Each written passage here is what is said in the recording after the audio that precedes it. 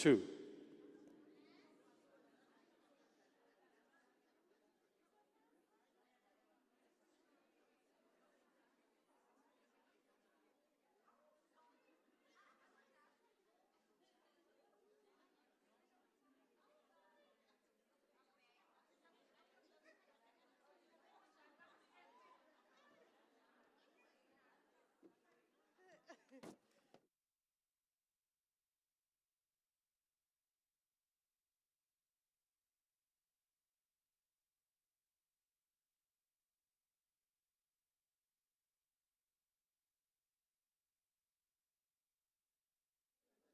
Molweni. Good morning. I can have a bit of oomph. Molweni. That's better. Good morning. Goeiemorgen. Dimachironi. Dumelang. Le kae. Re teng.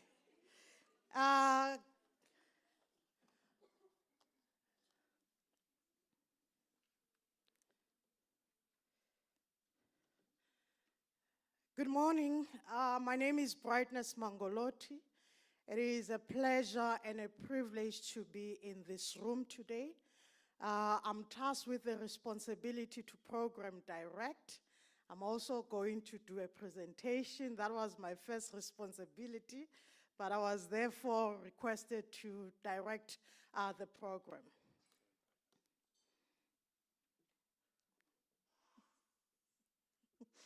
Thank you. So with that said, and with no further ado, for a program to start, we need to officially open it and to have the welcoming for our program.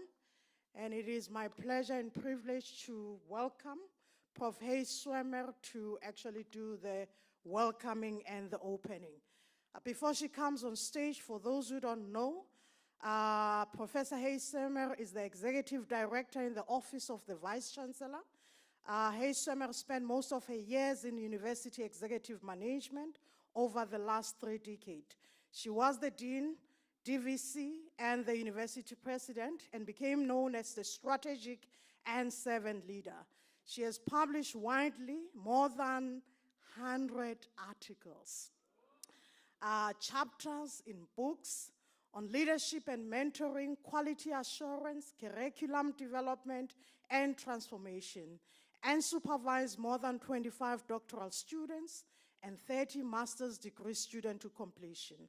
She has a passion to see young people grow as leaders and become the best they can. She served on various higher education task teams, institutional audits, and professional bodies. She was also the Deputy President of the South African Association for Research and Development in Higher Education and an executive member of HELTASA.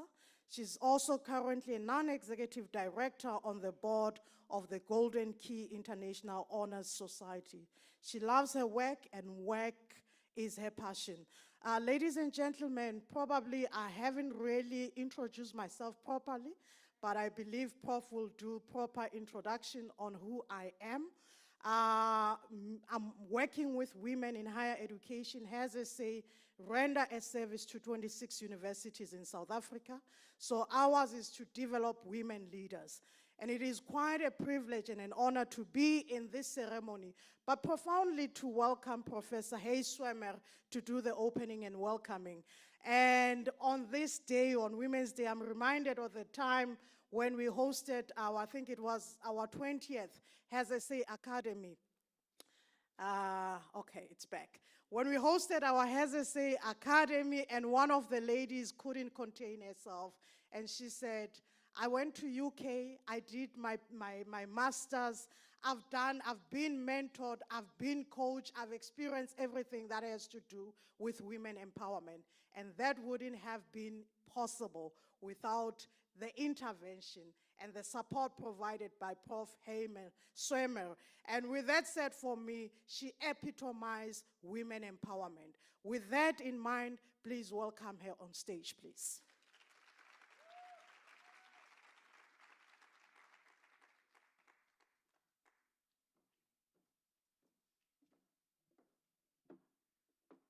Well, thanks so much, Brightness. You've brightened up my day with those wonderful and kind words. Good morning, everyone. I hope that you are feeling already at home and loved and in a good space this morning. I must apologize, I don't have pink on, but my nails are pink, so this is, for me, a very exciting day to be here, and I'm honored to say a few words as part of the welcome, and also to set the tone for the rest of our engagements, not only for today, but also for the rest of the month of August. So I don't see many gentlemen here except those who are here to serve us today with technical support and so on. But ladies and gentlemen, you are my esteemed guests today here, fellow advocates for equality, fairness, justice, stable, mentally healthy, and happy families, communities, and societies. As you all know, this is now at last August month, which is Women's Month, but more particularly, coming Thursday, the 9th of August, the entire South Africa will join in unity to commemorate Women's Day. This day, as you know, holds great historical and cultural significance, honoring the bravery, the strength and resilience of women like yourself. I don't know all your stories, but I would imagine that you also resemble these kinds of women with resilience, with strength, etc. Furthermore, for me, Women's Day and a day like today should serve as a poignant reminder of the ongoing fight for gender equality and the continuous efforts needed to build a fair and inclusive society for all. For me, beyond serving as a commemorative event, days like today should also serve as an occasion for introspection into the progress made since the March of 1956. We would also like to recognize that South Africa has experienced a lot of progress in this regard, especially in women empowerment and gender equality, particularly in realms of politics, education, and the workplace. Indeed, the nation takes pride in its tapestry of pioneering female leaders who have shattered barriers and paved the way for future generations. And I know here in our midst this morning, we have a couple of those individuals. So today's commemoration, however, should also act as a reminder that despite those progresses that we've made, there is still a journey ahead to eradicate gender-based violence and to ensure that compensation takes place for women in the workplace and ensure that they are acknowledged and recognized in all facets of society.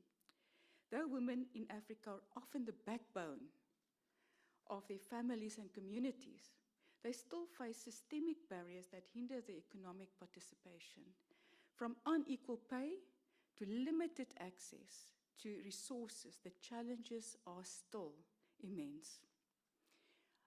On a day like today, it's also important that we talk about gender-based violence once again. And I was so saddened this morning to hear that in Limpopo, a lady of 101 years old were murdered and raped by a 17 or 18-year-old man. So that is still part of our reality every day. And if we think of the alarming statistics, and I've did a bit of homework and research on that provided by the Study of Violence and Reconciliation and the Africa Check, they say that 1 in 4 South African women will experience intimate partner violence in their lifetimes. Now let's say we are 100 people here, women here this morning. It means 25 of us, if not more, would have experienced that. And sadly, a woman is murdered every 3 hours in the country. This is not my saying, this is based on facts, statistics. In addition, the National Afrobarometer survey conducted in 2023 indicates that most South Africans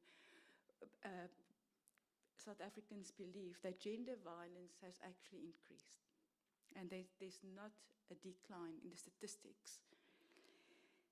And that about 73% of South Africans view gender-based violence as a criminal matter and would like to see stronger law enforcements and not only make it a family matter. So what does it say? It says there's an outcry for more comprehensive actions and societal transformation. We are not yet there, ladies. But let me also focus for a moment on an often overlooked subtlety when it comes to gender-based violence, which is verbal and emotional bullying. And I've said it the other day in our institutional gender-based violence committee that yes, we speak a lot about rape and physical violence, but we don't speak enough about the subtle ones, the verbal and the emotional bullying of women in the workplace. And I do recognize that men can also experience the same, but today we focus on women. So even here at CPUT, I often would receive visitors to my office speaking about this, and that's why I'm really passionate about this university taking a deliberate stance to tackle these issues. And where's Ms. Dwane in front of me? I would like at some stage also to have a follow-up discussion with you in this regard. We know that more women than men are indeed at the brunt of such abuse. And it can manifestate in different ways. It's about derogatory comments. It's about exclusion from professional opportunities, manipulation, intimidation, and the undermining of an individual's self-esteem and what words can do to a person. Emotional abuse involves that manipulation, gaslighting, or exclusion also from team activities and discussions, often leading to feelings of isolation and despair. I've been in meetings where some women, even though they raised their hand, men's hands will be acknowledged but not women, or they will be quite often interrupted when they speak and say, but this is not how we do things here. And you can imagine that that leads to anxiety, stress, and feelings of burnout as well. So for me, we need to combat bullying of women in the workplace. I can give you many examples. In postgraduate supervisory relationships, in social activities where women are excluded, etc., etc. But I do think that we should, as a collective, combat the bullying of women and not allow any form of emotional or verbal abuse, but instead promote a culture of respect, equity, and accountability. such as zero tolerance policies, awareness programs, reporting mechanisms, support systems, which would include counseling service and employee assistance programs. But leaders and managers should also be held accountable, and they should regularly, as part of their performance reviews, be asked, what did they do to promote inclusivity and respect among team members? And they should be trained to be able to recognize, because quite often people don't even know. They don't have that kind of awareness even to know how hurtful certain words can be when it comes to verbal and emotional bullying. So, ladies, it's our responsibility to ensure that the voices of women are heard, their rights upheld, and their contributions be recognized. How many women do not carry departments or managers? A lot of them. We must strive for a world where every woman can live free from fear, where they can pursue their dreams without hindrance, and where equality is not just a goal, but a reality, not a living contradiction, but a living testimony.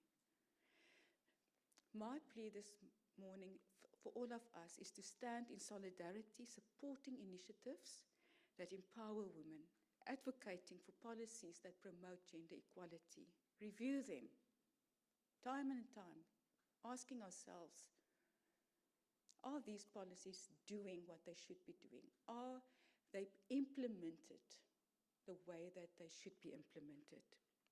Because I really believe that together we can create a future where every woman here at CPUT in South Africa and globally will be acknowledged, respected, and celebrated for invaluable contributions.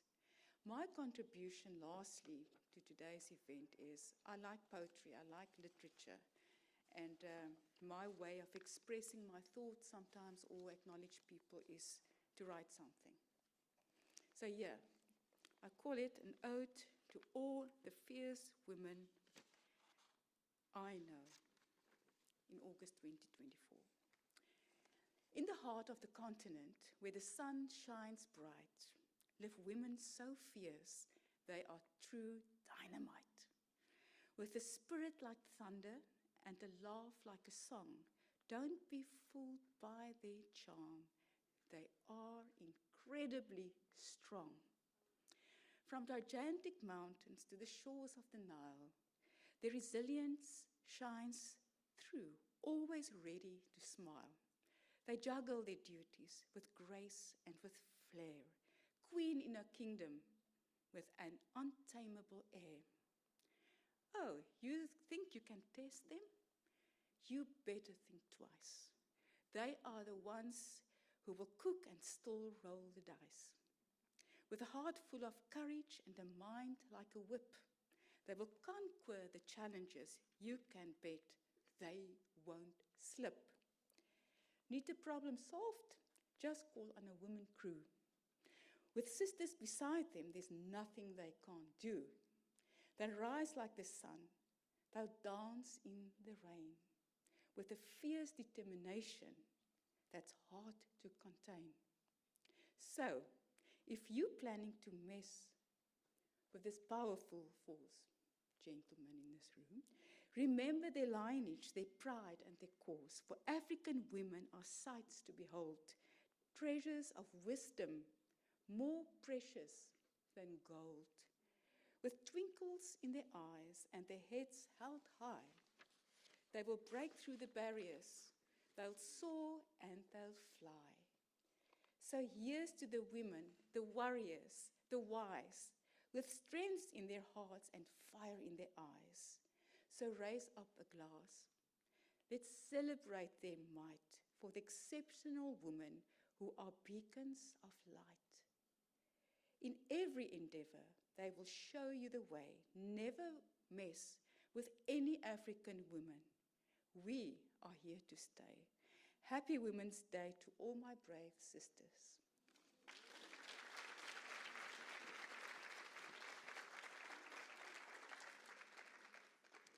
Thank you, ladies and gentlemen. It's now my privilege to introduce Brightness Mongolodi. I think she's not a stranger to many of us because, as she has also indicated, she is a leader in higher education, not talking about it, rendering lip service, but someone who walks the talk.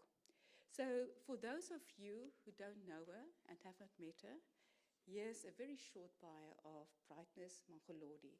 She's currently director of HERS SA, a South African non-profit organization dedicated to the empowerment of women leaders in the higher education sector through capacity building, advocacy, research, and strategic collaboration. She stands indeed as a beacon of knowledge, like the women I've read the poem about, and experience on women's leadership development with a rich experience background in public and private higher education. She has carved distinguished paths for many decades in this space. Her research interests are women's leadership, workplace bullying, a matter that I've touched upon, strategic communication, and humanizing the workplace. Brightness has not only participated in knowledge, but has also been a former head of department at Nelson Mandela University and head of program at IIE. At Vitec, she's the African Women Leaders Network South African Chapter Treasurer General, a board member of the Public Relations Institute in South Africa, and also the branch chairperson of the Nationals Workers Union, NAHAWU, NMMU's branch chairperson. Without ado, let us welcome Brightness Mongolodi to the stage. Thank you.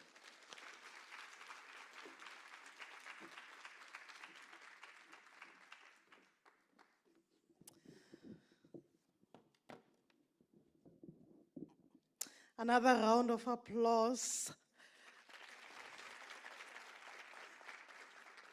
And these are the technicalities when you should do a round of applause for a speaker, not for the next speaker. But there's always a first time.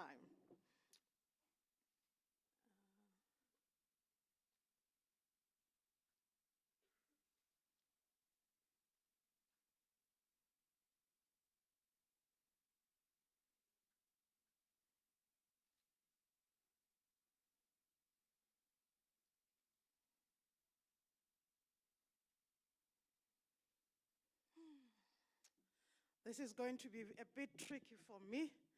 I'm not used to being stationed on the podium, but we'll try this one.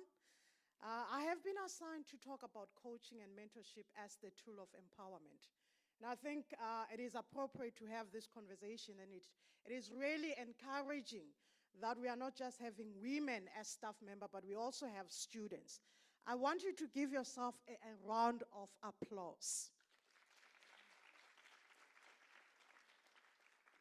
I'm doing that or inviting you to do that, not because sometimes we think mentorship is something that is formalized, but being in such spaces, engaging in such platform, technically it's what we call informal mentorship, because you have and you learn from those who have walked the walk. Let me not waste time, but get into the core of why we are here and why I was invited to be one of the speakers, technically also now as the facilitator of the session. But just to introduce mentorship and coaching, mentoring and coaching are valuable empowerment tools for women, and that is both staff and students, especially for the previously disadvantaged group, and critical for supporting women leaders and building the next generation of leaders. And what is empowerment? And I hear people, we consistently talk about empowerment, but we don't really get into the core of understanding. When we say we are empowering, what are we really doing? And then Roberts defined empowerment as the capacity. And I've bolded the word capacity. Capacity is about ability. Capacity is about what you can carry as a person. Of individuals, groups, and communities. So when we empower an individual, we empower a group, we empower a community. Noting that as an individual, you form part of a community. So when we talk about empowerment, development is not divorced from the community, because your development spiral over each and every person that you are going to interact with. It is about taking control of their circumstances. And I want to paraphrase the taking control and say it is about taking charge of your circumstances as a person. It's about exercising power and acknowledging and appreciating that power, there are different types of power. We are not talking about the legitimate power or authoritative power by virtue of being in a leadership position. But we also talk about power in a form of relations. Others, they talk about social network. So you are empowered by who you know. But also we talk about the expert power. You are empowered by what you know.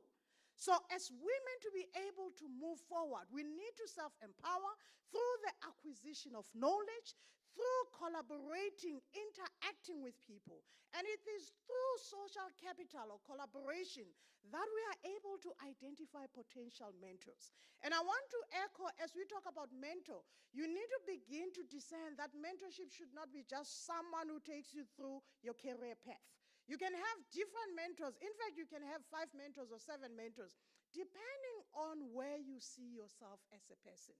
But at the core, I've found at HSSA we have a mentorship program, and we have deliberately decided to develop women to leverage on mentorship as mentees, and also for the mentors to be trained, because sometimes we assume just because you have walked the walk you can mentor. It's not true. Just because you have a mentor, it doesn't necessarily mean you can leverage on the opportunity presented. I know people who have mentors, but they've rarely had a formal engagement with that particular mentor. So part of capacitation of mentees is to say, how do you begin to leverage on the mentorship as a mentee? And let me continue and say, it's about achieving their own goals. So as women, if we want to thrive, if we want to drive this gender empowerment or gender transformation, we need to begin to have our goals. Sometimes in a space of as an employee, we complain about our line managers and we say, they're not doing anything to empower me. But what are you doing for yourself to self-empower? How do you begin to take ownership of your empowerment as a woman? But also, individually, collectively, they are able to help themselves. And this is why at the core, I'm passionate about the issues of self-leadership. I believe you need not be a leader because you are in a leadership role. You need to be a leader because as a person, you are a CEO of your own life. So if you can lead your life, and I've learned also, the more you lead yourself, the more you know yourself, then not less likely that you are going to be irritated by those who are around you. And then mentorship and coaching provides opportunities for individuals to learn from seasoned experts.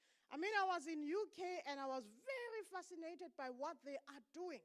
They're turning mentorship not just where you get senior people mentoring the young ones, but you also get the young ones mentoring the senior people. And how do they do that? Because the young ones, they are IT savvy. The young ones are orientated to the geographical spaces that we old ones are not orientated into.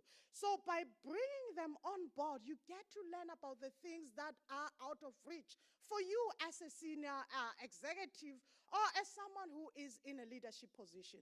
But I also want to echo, mentorship doesn't necessarily have to be a one-on-one engagement, as in interpersonal or dyadic or what we call face-to-face. It can also be a group.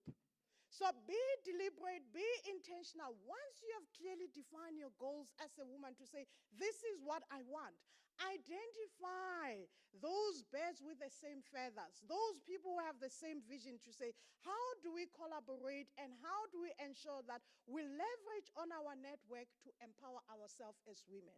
United, we can stand as women. And then in a higher education space or context, mentorship and coaching has been used for leaders and only recently for women empowerment. And I think coaching also has a negative connotation, and also mentorship has some negative connotation, purely because we hear, especially there are a number of anecdotes in the media where they say so-and-so VC is not performing, so how we can help that particular person to perform, let's get a coach for her. Or let's get a mentor for that particular person. So the coaching is used as more as a reactive intervention instead of a proactive intervention. So when I talk about mentorship and coaching, I'm looking at it as a proactive, as an intentional, not looking at it as something that you do because something went wrong. But for students also, the coaching, I hear people, they normally confuse the word coach or mentor. Some would say, I have a coach, I have a mentor. I've had people call me my mentor, you are my mentor, and I'm like, okay. But people have reason why they say that. So as you are sitting here, someone is seeing you as a mentor because they are learning from you, because you are someone that they can reach into. And I always say to people, there is always something that you can teach the next person. You don't have to be in a position of power. So this is my call to each and every person. And we have an urge as women to consistently and continuously say, but I don't have a mentor. And my question, if you say you do not have a mentor, who are you mentoring? So let's shift away from the position of expecting to receive, but also let's position ourselves in a space when we say, how do I begin to give in order for me to receive? And I can take a whole day, but let me not do that. It will be an injustice. But I have the privilege being an MC and then describing coaching and mentorship. So coaching is a personalized and confidential process of helping a coachee. So the one who's receiving the coaching is a coachee. The one who is coaching, it's what we call a coach. By a coach, you improve the coachee's performance, skills, and mindset. And the coach challenges the coachee. And the coach serves as a sounding board. And this is why if we have women leaders in the room, I feel sometimes in a space where our higher education is highly gendered, highly racialized, highly class, we are the first to celebrate the first female SLC president. But we don't provide the support. We are the first one to celebrate the first woman, whatever, executive director, but there is no support that is provided. And then by mere fact of saying you are the first, you are the only, that means when you get into the room, you are isolated. And that means you need to have a sounding board. And it's an invitation also to the HR office to begin to look at coaching as a training intervention, because women need this intervention. And I'm not just saying only women. Everyone needs a coach. Everyone needs a mentor. But let's be intentional where we see that you are the only woman in the room. And let's come with intervention support in a form of mentorship, in a form of coaching. The coach helps you to reflect on experiences by posing meaningful perspective of question. So here's the difference between a coach and a mentor. The coach asks questions, the mentor has the answers for you. So the coach probes, wants to understand where you are. They help you to come up with your own solution. But your mentor normally is someone who have walked the walk and say, you know what, Brightness, if you want to get this grant, let me connect with so-and-so who can help you with this. Or bring me what you have put together, let's write this. The coach doesn't do that. And normally the coach doesn't necessarily have to be orientated in the space that you find yourself in. So I'll push, I'm not going to get into details, but let's go into mentorship. Mentorship is a relationship between two people where the individual with more experience, knowledge, and connection, and then hashtag highlight connections, is able to pass along what they have learned to a more junior individual within a certain field. The more senior individual is the mentor, and the more junior individual is a mentee. So these are the people who have walked the walk. These are the people who have the knowledge. These are the people who have the experience. These are the people who will share their experiences with you. These are the people who will enable you not to repeat the same mistakes that they have done. But I'm always cautious. One thing I've learned from my mom, she always say, and I qualify her as my mentor, because she would leave me to do certain things. She would say, but Bongi, brightness, if I didn't allow you to make your own mistakes, you wouldn't have learned.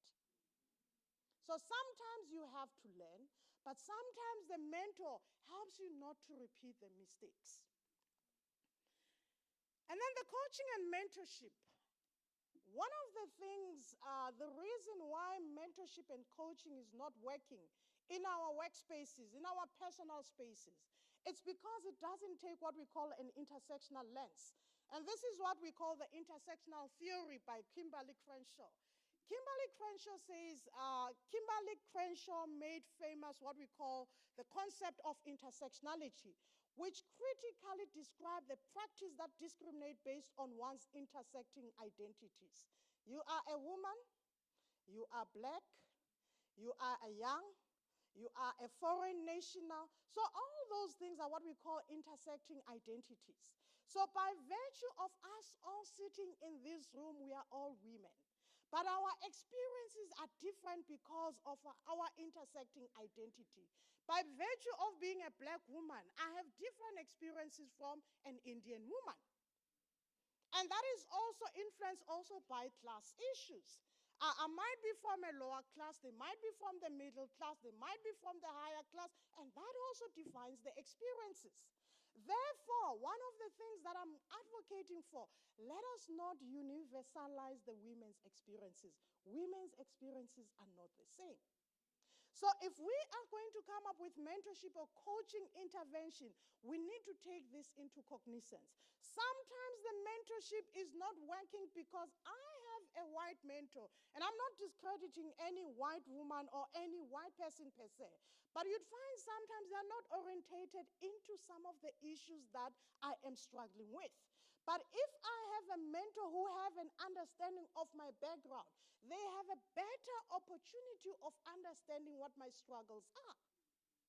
And hence, intersectionality plays a very critical role. So who you match, it's very critical.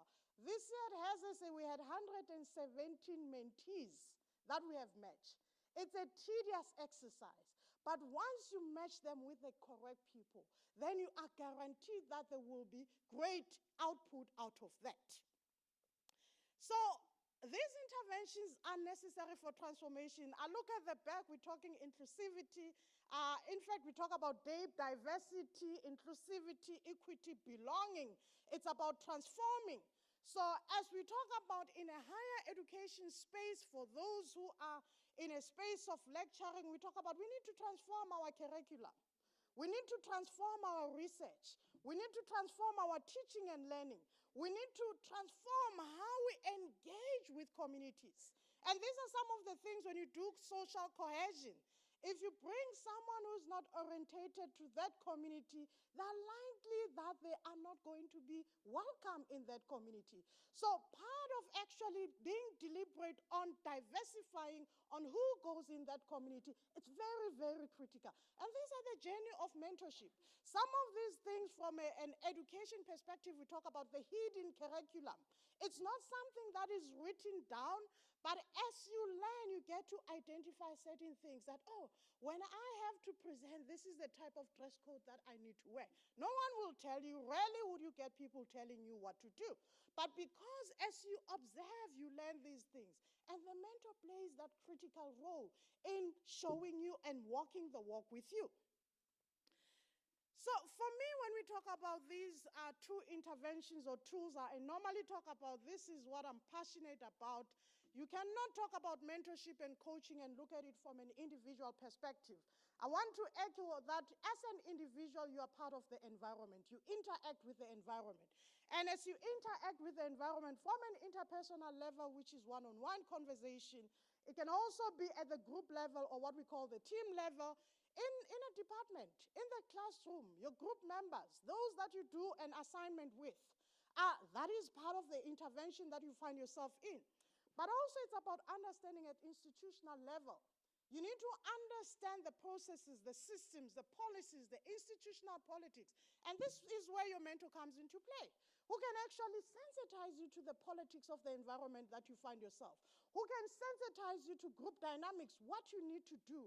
And sometimes they even tell you who to align yourself with. It's what we call those unwritten rules. Those unwritten rules are the things that you get from your mentor. But if you do not have the mentor, you find ways, I remember when I started being part of the research committee in one of the universities that I worked for, and having to supervise students, having to go through the process of getting their proposal approved. There were templates somewhere, but no one was talking about that. But people who have been in that committee, they know about those templates. And then on your side, you have to work and ensure that you put together the templates. But if you had the social capital, someone would say, just go to file so-and-so, download, you'll get template 1, 2, 3, 4. And that makes life easier. One of the beautiful things about having a mentor, it saves you time. Nothing is as precious as time. You know, some of you are doing your master's, your PhD, it takes forever. But there are people who have walked the walk who know the easiest or the fastest way of getting through the system. So it is those mentors that you need to actually drive you to achieve your goals as a person. But importantly, I always say, we are not operating as an island. If you get a mentor, if you get a coach, you need also to orientate yourself with what is happening in the community, in the region that you find yourself in the nation, that is the country, and globally. So as women, we need to begin to think beyond our university gates, beyond our home gates. We need to think globally, but come up with local solutions. I want to see people in this room going to international conferences. I want to see you being key speakers. And that cannot be done if you are not deliberate, if you are not setting goals. And then let me come to a close and say, all of this, the core of the mentorship, the core of coaching, it's about self-leadership. And self-leadership is a practice of intentionally influencing your thinking. So the question is, what are you thinking? And no pun intended, is there brightness in your thoughts? Oh, it's dark. So there is power in what we are thinking. There is power in what we are feeling. Professor Hayes-Suleiman talked about the different forms of violence that we are continuously exposed to. So as you feel that you are emotionally violated, how do you cope with that? And the coping, that's where the mentor also comes into play. The mentor is not your psychiatrist or your counselor, but they can form a part of support. They can refer you to relevant people. And I've had students, being a former academic, I've had students that said, I'm not comfortable going to the counseling office. I'm more comfortable talking with you, Mangolotti. And it does happen. So how do you, as a brightness, empower yourself so that you can empower the students? So it is also about, it's not about just feeling. It's not only about thinking. It's about your actions. Do you walk the talk as a person, as a woman? And also self-leadership is having a developed sense of who you are. If you don't know who you are, I don't want to say all is doomed.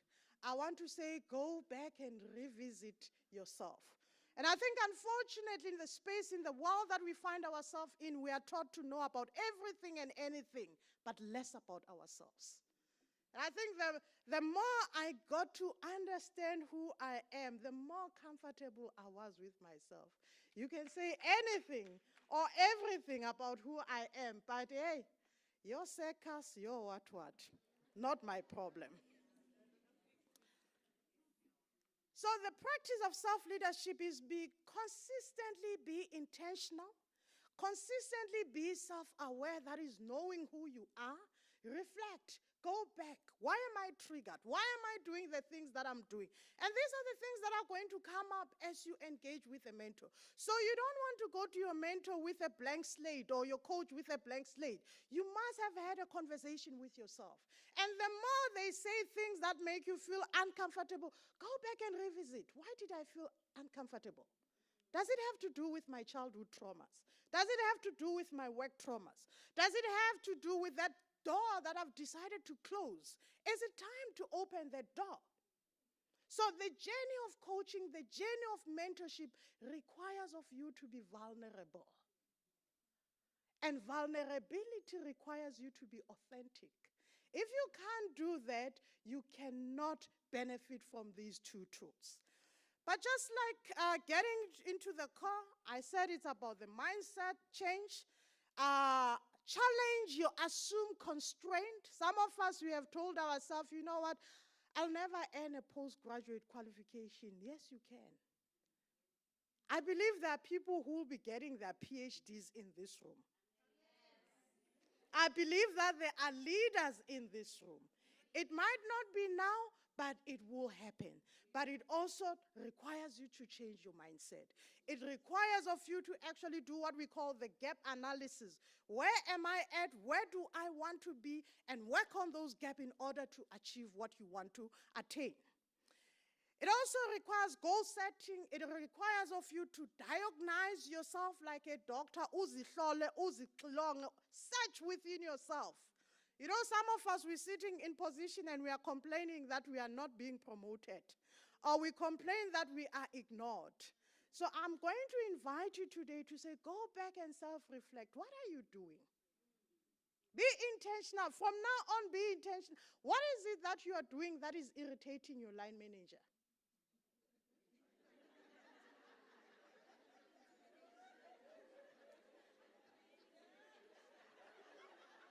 Okay. Let me close the conversation. I also have a language of what we call the outliers. Ne? There's the common denominator and then the outliers. Sometimes it does happen, it's not about you, it's about them. Sometimes when you are led by people who don't know who they are, they become problems to us. But that does not take away the reality and the responsibility also of taking step and diagnosis of yourself, of what you are doing as a person. And then also doing the matching on what needs to be done. So in all essence, at the core of what I want to say, get yourself a mentor. Be a mentor in this room. And why be a mentor? The advantages or privileges of having a mentor, a coach. The mentor gives you information. This is what we call informational, or what we call the intelligent quotient. They are a source of knowledge. They teach you, they direct you, they suggest, they share experiences, they share opportunities. And also they become form of what we call an emotional support, where we talk about emotional intelligence. Also they listen, they encourage, they advise, they guide, they care, they show empathy, they sympathize with you, they check in. You know, sometimes you just have to check in. I just had a check-in with someone who is in this room today, and just to say, how are you? You know that trials and tribulations that we are confronted with, but just knowing that someone dropped in to say, somebody cares. You know that somebody cares gives you the vavavoom, the oomph to actually stand up and say, you know what, let me just confront this day. It's also about your esteem, the EQ. Intrinsic value, it's about validation, it's about affirmation, to say, you know what, Brightness, you can do this. Brightness, you got this. There is nothing as powerful as the power of the words that we say to others. And then it's also about social network. Remember I said it's about who they know. So your mentor should be able to connect with certain people, to say, you know what, you're dealing with something about skills development, and I must acknowledge my board member, Shahida Hendricks, sitting at the front. Hello, Shahida. It's also about, I want to know about courses. When I hear someone say, hey, I don't know what to do, I'm like, I have Shahida at CPUT. Connect with her. She has all the information, and she's always willing to help. So that part, the connection part, it also helped. Someone that you can refer to, but also the tangible. Sometimes you just want someone to read what you have written. And the mentors, they also do that. You know, sometimes when you talk about this imposter syndrome, it visits all of us. There's nothing wrong with you. So sometimes you think, you know what, I've got it. And sometimes I need to submit something to Shahid. I'm like, oh my God, is this it? Is this it? But having someone who can actually look at some document, polish them for you, that's where the mentor comes into play. But also it's about appraisal. And also providing the truthful feedback. Some of us are breaking other women by lying. And I'm going to take back to my first qualification in communication. I always say it's not what you say, it's how you say it. You can still tell people the truth, but have an approach. You can't say to people, but you are stupid. I mean, I can still say you are stupid. I didn't say that. I can still say, have you considered these following things as you do 1, 2, 3. And then coming to a conclusion, coaching and mentorship inspires inclusion and belonging. If we can catch that, we will take our institution to greater heights. We need more coaching and mentorship intervention that factors an intersectional lens. We need more women and men to commit to empowering others formally and informally. The attainment of gender transformation is everyone's responsibility. But the big question or the big ask that I have for you, what is your pledge today? I thank you.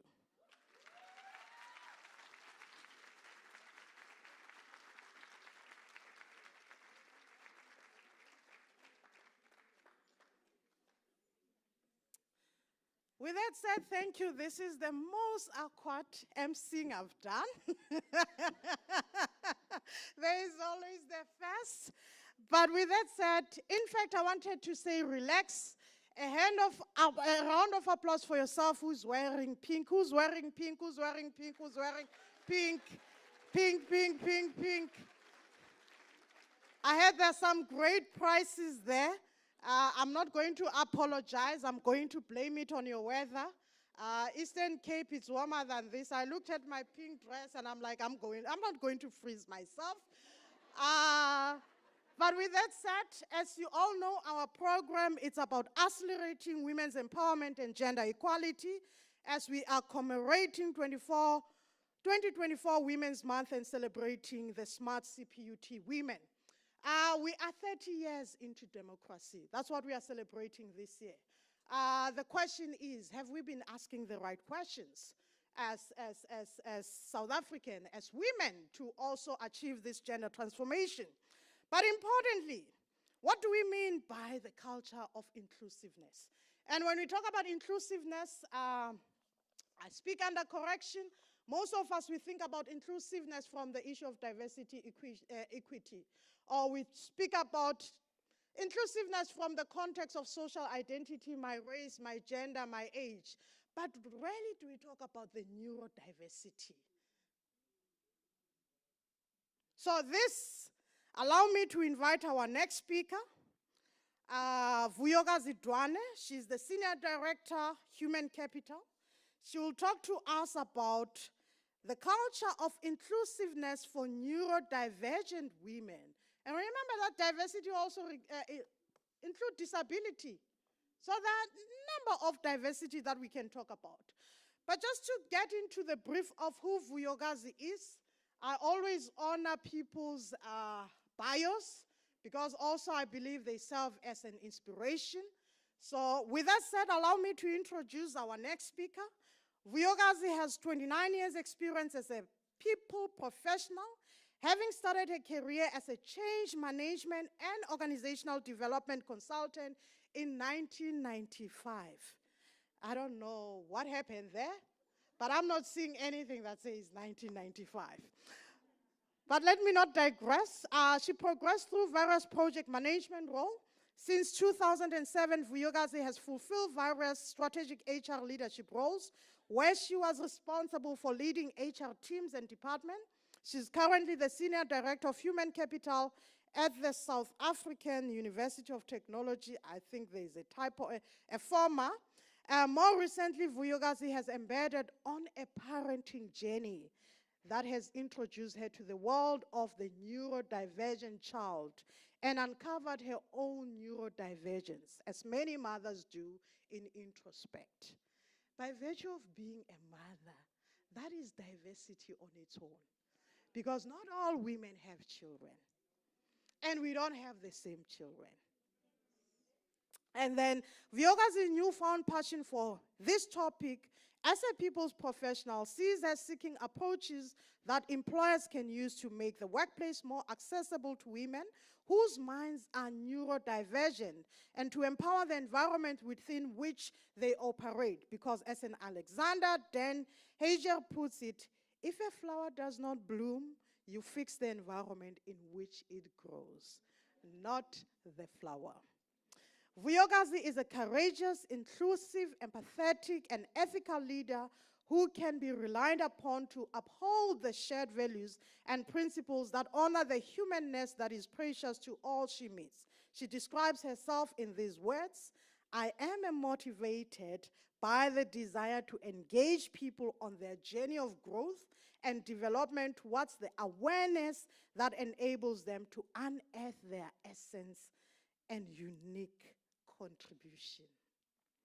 To believe that nobody will say, think or do like only I can, I deeply want people to experience what it is to be loved, accepted, appreciated.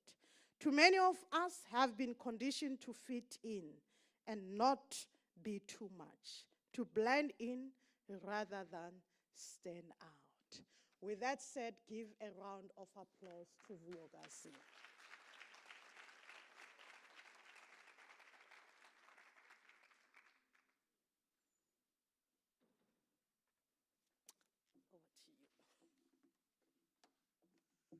Good morning.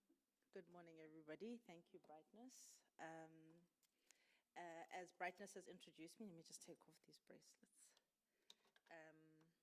My name is Vuyokazi Dwane, and I'm going to be speaking to you about what it means to look into the work environment, the learning environment, in order to create and facilitate inclusivity for women who are neurodivergent.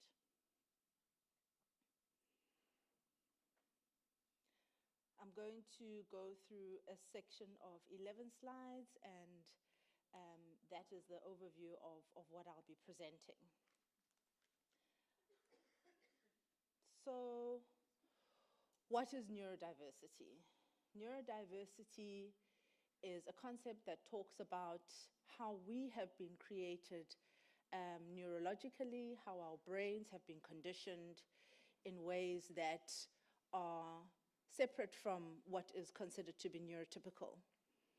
Professor Amanda Kirby, who herself is neurodivergent, says that all of us, we are all neurodiverse, but some of us don't fit within the social construct of educational and employment settings and in society. And as a consequence, we find it harder to showcase our skills and abilities.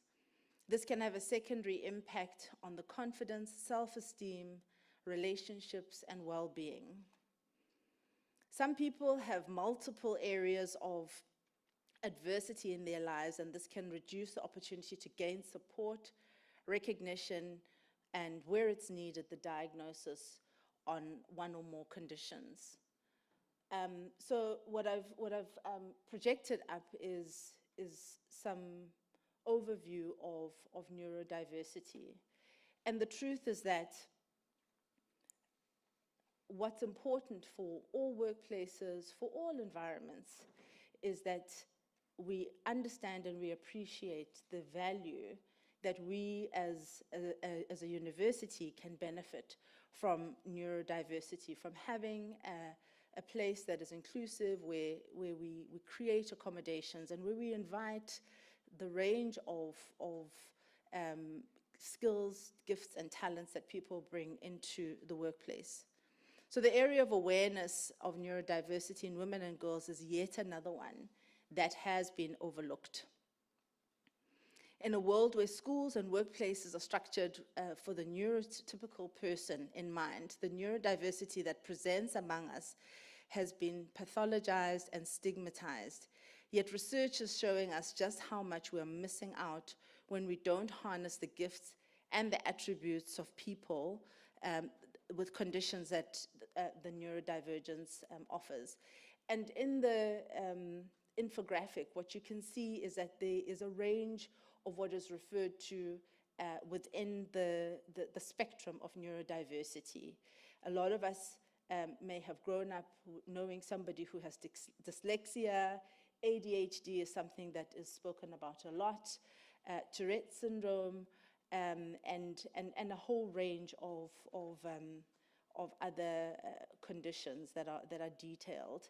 What's important is also just for us to understand and appreciate that with these conditions come strengths, come talents and gifts that people who have these conditions are able to contribute to the workplace.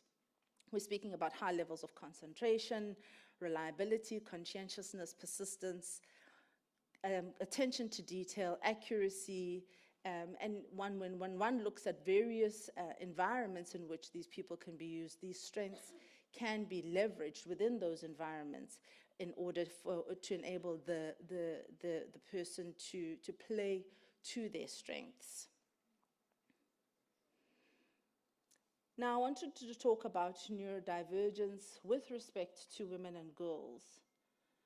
This is an area that has been overlooked over the many years. Typically, when we hear about somebody who has ADHD, somebody who has Tourette's syndrome, or what is the other one?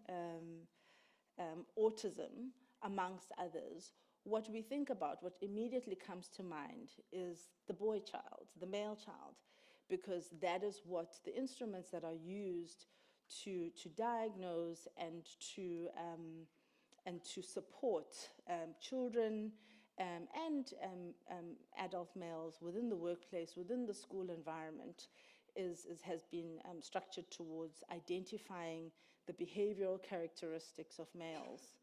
As a result of women and girls being overlooked, what happens is that we get characterized as daydreamers. And many of us, many women and girls go undiagnosed till the age of 18. I myself have started a journey of my own diagnosis at the age of 51. And this was a result, and typically what we are learning is that women uncover their own neurodivergence as a result of a child who is going through a process of being identified as neurodivergent, typically a male child. What happens is that women and girls then grow up with a sense of not understanding themselves, having a crisis of confidence, and what can then develop as a secondary condition is a psychiatric condition, depression, anxiety, because one goes through the world not understanding what it is that is making it so difficult for them to deal with the various challenges in life. There's a concept that is referred to as masking, and this is something that is largely seen amongst women and girls. And typically what we do, because we are conditioned in this way, we are conditioned when we grow up socially to fit in. It is a social survival strategy, and it happens, it manifests consciously or unconsciously, and it is a coping mechanism that women and girls use to just to deal with the difficulties that they encounter. And what is listed is what it looks like and why it is that we use this as a mechanism to enable us to fit in, to make connections, and just to get along with what it is that women and children, women and girls are struggling with. As a result of this, what we find is that there's a range of emotional and mental health challenges that result as a, because can you imagine going through life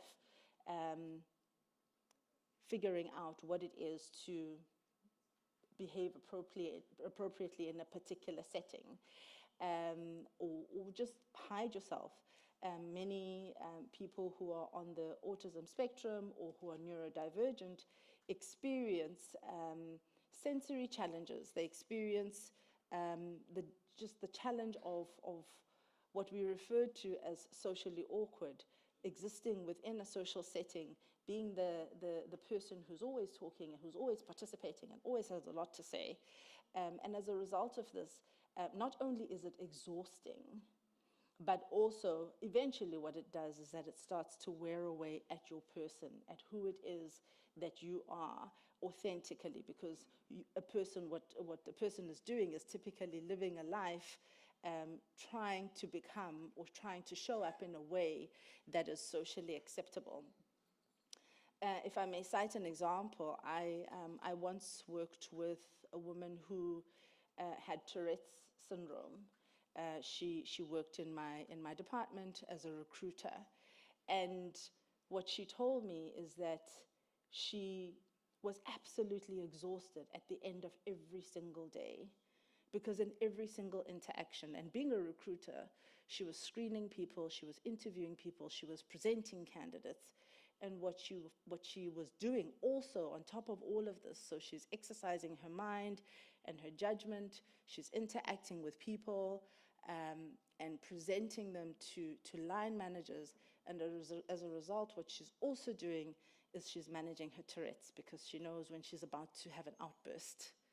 So at the end of the day, she was completely exhausted. And then she would spend the evening, unpacking the day, reflecting on the day, because also people who have conditions of neurodivergence, because they're masking, because they're doing all of this effort to fit in, are saddled with self-doubt and crisis of self-confidence. And so these are some of the consequences that result from not being diagnosed, or even when a person has to mask so that they can fit in within their environment. Within the workplace, I have encountered situations where employees are often branded as the difficult ones, branded as lazy, branded as uncooperative, because they are amongst the conditions or other the manifestations of neurodiversity. What one is doing is doing their best to manage their neurodiversity. And what we're seeing is behaviors that the neurodiverse individual engages in order to provide themselves with a sense of comfort, to manage their anxiety, and even when they do their best to engage in the work that is in front of them, they're hyper-focusing, sometimes they're spaced out, and what ends up happening is a person may very well be unproductive, and especially when a person has not been diagnosed and they don't know that they have a neurodiversity and therefore are unable to put in place their own strategies for coping with that particular task, with that engagement that they are responsible for in any given day. At the end of all of it, and some of you may have encountered that a person ultimately, you'll be in a conversation with somebody or you'll be dealing with somebody, and then they have what is classically referred to as a meltdown. Now, a meltdown looks like an adult tantrum, and a lot of us as colleagues will be completely blown away because you don't understand what happened. We were talking, we were working on something, and then all of a sudden this person just had a fit. And what's been happening is that all of this masking, all of this managing of one's symptoms, one's challenges, trying to fit in, masking, has been happening. And as a result, this is what we deal with. And often within the workplace, this is considered within the schooling environment. This is the kind of behavior that gets disciplined. This is the kind of behavior that gets sanctioned because it's inappropriate. We were in a conversation, and I don't know what happened when this person had this blow up. I have added the demand avoidance iceberg because it just demonstrates the extent to which we don't understand. So what we're doing in any environment is that we're engaging with the person above the surface. We're having a conversation, we're working on a task. Meanwhile, underneath the surface, there's all of these triggers that are taking place. And then a person ends up being labeled as difficult, as obstinate, as insubordinate. And these are the people who end up getting into trouble, being disciplined, having engagements with employee relations, because what they're actually struggling with is their own demand avoidance and defense mechanisms as a person who is bearing a neurodiverse condition. So what is the opportunity for us? I've just written this as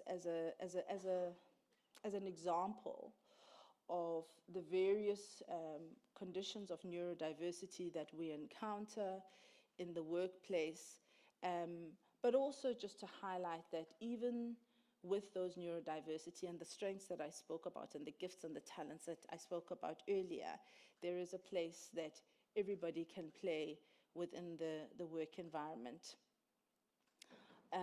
Margot Joffe, who was the head of production at Yahoo in 2017, says, "I lived with undiagnosed ADHD for 29 years, so the diagnosis alone has helped me tremendously in my career. Simply understanding how my mind works differently, I've been able to let go of how I thought I should do things and accept myself for who I am." Joffe explains that what often stands in companies' ways is the lack of knowledge of how to approach subjects such as neurodivergence. So here at CPUT, there is a significant opportunity for us. I believe it's a long road. I believe that there is a lot of work that has been done, perhaps unknowingly, and there's much more work ahead of us that we can do in relation to understanding who amongst us is neurodivergent. As I have mentioned in my case, there are a lot of people most likely amongst us who are neurodivergent and not aware of it. And what is important for us as a CPUT environment is to create a safe place where that identification or declaration of a person's neurodivergence, when they become aware of it, because in many instances they may not be aware of it. But as we educate ourselves as lecturers, as line managers or supervisors, what then that enables us to do is to start working with individuals in order to understand what it is in the environment that will make it easier, more comfortable for them to make the contribution that they are so able to make within the context of very specific support and also accommodations. There are opportunities for us as a community to be educated about what neurodiversity is and its manifestations and what it is that we can be doing and should be doing in order to provide support and encouragement and also accommodation. I'm not going to go through all of the examples, because I do believe that this is a dialogue that we should be engaging in, that I would like to invite us to engage in the dialogue, because it's far-reaching. I think the work that we will end up doing is far-reaching insofar as how we structure our interview process. For example, we recently interviewed a person who very clearly had a processing condition. And so what would have been important for us had we had an awareness, although I think the panel dealt with that situation very well, was for us to have understood that where a person demonstrates or has declared that they have a processing condition, that questions are structured in a particular way, so to make it easier and more accessible for the person who's being interviewed to number one, process the question, ensure that they have an understanding, and then engage in the process of responding to the question. The meetings that we have are also an opportunity for us to consider how it is that we make those spaces inclusive. If you think about it, many of us sit at a desk or at a table in a meeting for hours at a time. And so that is a format that can be reviewed in terms of, are people able to walk around? Is a person able to stand up? Do we have enough breaks, etc.? I mean, I think some of those are just basic meeting etiquette, but then when you put on the lens of the neurodiversity that may exist in the room, that is one of the efforts or initiatives that we can incorporate into the way that we engage in our meeting protocol. And so in closing, I'd like to share an example of a woman who has been diagnosed with obsessive compulsive disorder, OCD. I think we talk about it. Some of us will say, some of those of us who are highly organized will say, oh, I have OCD.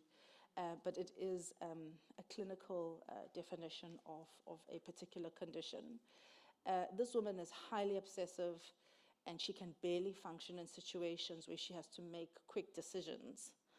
But she's a genius in the operating room, where she is a scrub technician. So she is the one organizing the instruments for surgeons at exactly the right time. She's very meticulous, partly because of how her brain is wired and programmed.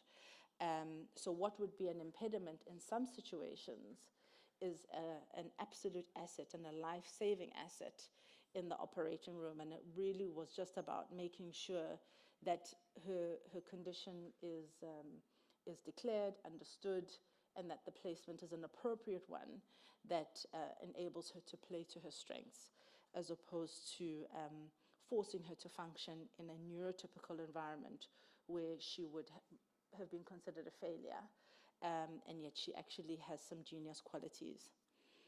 So colleagues, with that, I'd like to say thank you for your audience. Thank you for listening, and Mazenetol. Thank you very much.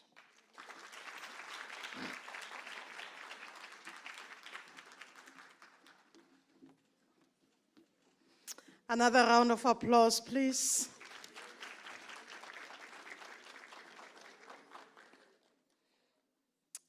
Colleagues, you are aware that we started a bit late, and this has actually interfered with our schedule.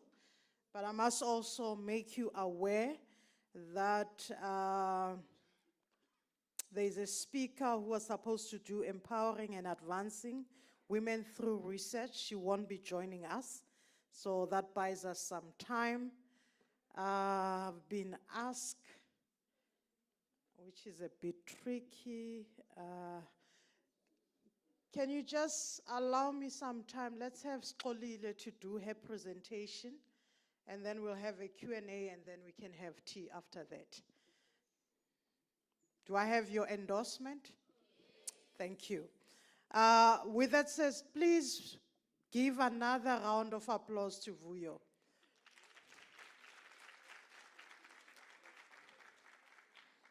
I think, Vuyo, your topic, very sensitive issue. It also speaks about diversity. It's the big elephant in the room that we do not talk about. And I believe what we have done is the beginning of the conversation, creating an awareness of this beast in the room. I'm trying to think of the students that I've taught. I'm trying to think of the colleagues that I've worked with. So there is a lot that we can unpack on this particular issue. But I think part of my presentation also, I echoed the power of self-awareness.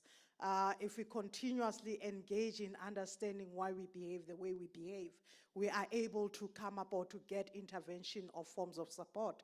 The question is, how do we then empower those who are leading us if we have these forms of diversity? And how do we cope and how do we manage ourselves in the workspaces? Because there are so many things that are triggers, there are so many things that can go wrong. But without wasting time, allow me to invite our next speaker, Xolile Ngcobo, uMaNgcobo, umZulu wasekhaya, to come and entice us on her presentation. I'm just looking for my list. With that said, she will be presenting to us on women's empowerment and gender equality in higher education.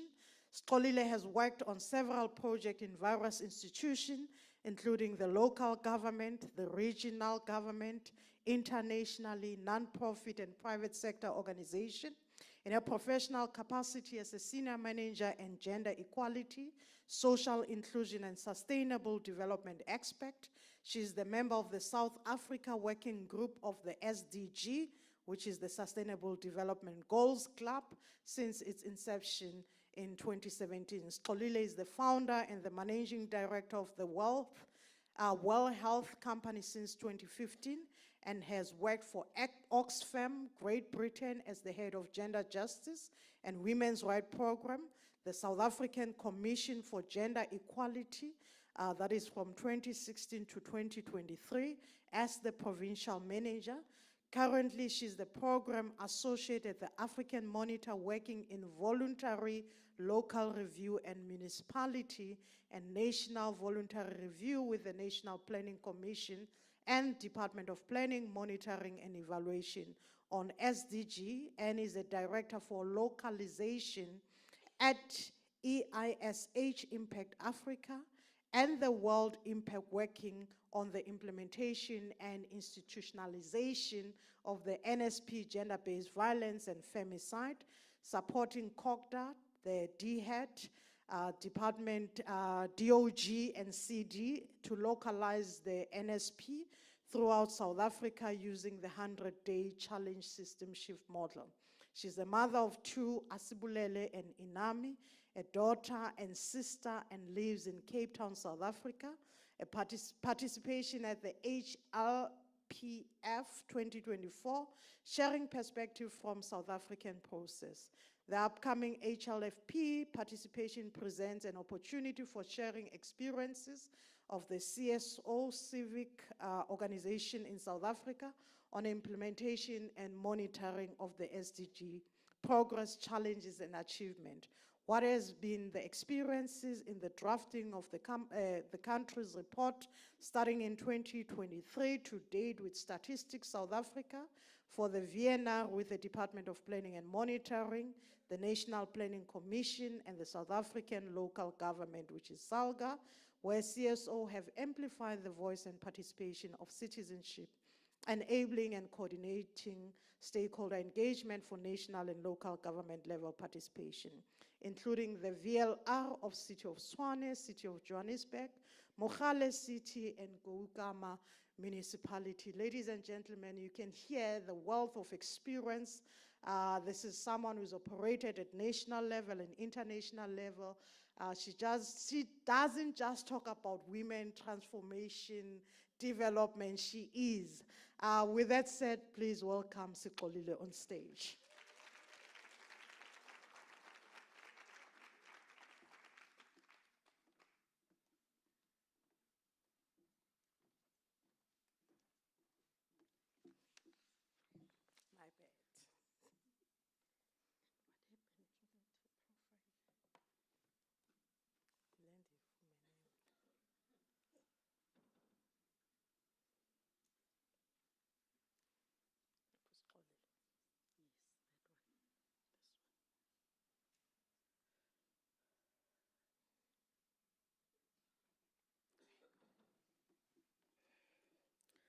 Good morning, sanibonani.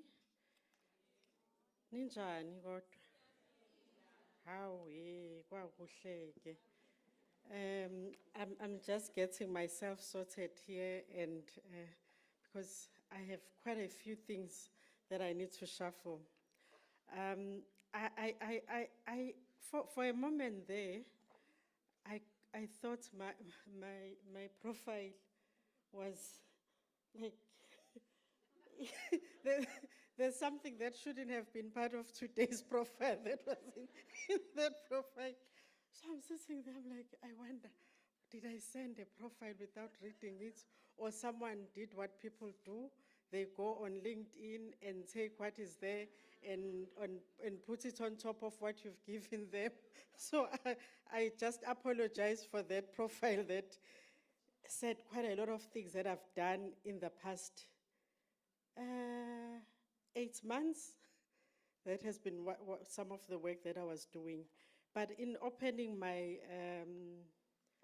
conversation today, I just want to say greetings to all of you, wonderful, brave women in this room. A special greetings to Prof. Heiswema, Menonkosi Cholwane, the Dean of Students, and the Program Director, Brightness Mangoloti, whom I have met as a sister on many platforms, and also greetings to fellow speakers. I think for me, this is a very honorable event because women are the mothers of our nation. And it is not only important to celebrate women on Women's Day or Women's Month, but it is important to celebrate women on everyday basis because women do everyday work. They do it in their families, they do it where they work, they do it in their communities. Actually, women do work everywhere.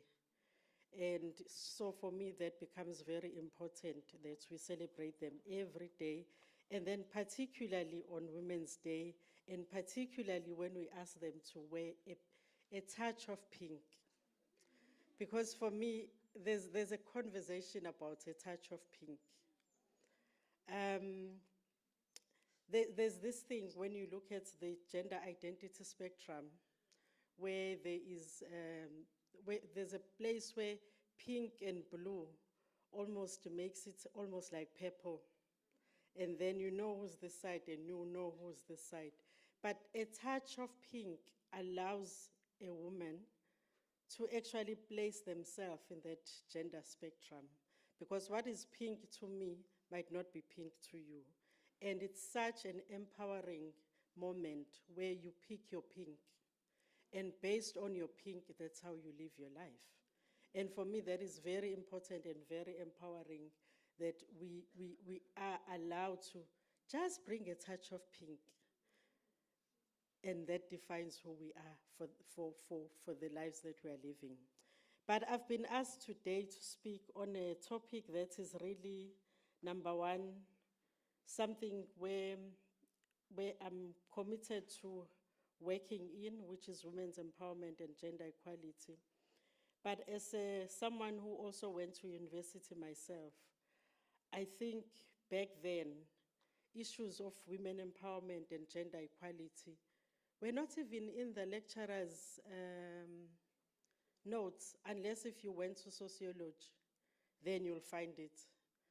And then when you leave source, it's nowhere. Even the way the university is structured, it's kind of like, why are you here? Like, why are you here? Why are you here? Like, they'll even be like, when you move out of the social humanities sector or departments, and you go to science, accounting, and law, it will even be worse. Like, there'll be a lecturer who will be brave enough to say, but why did you take maths? You are a woman. Like, don't you think you should maybe with something, it's humanities? Because really, this is not a space for women, especially young girls like you, So I don't know how many of you have had those conversations and how those conversations have actually happened in a place where maybe there was no acknowledgement of the need for gender equality and women's empowerment.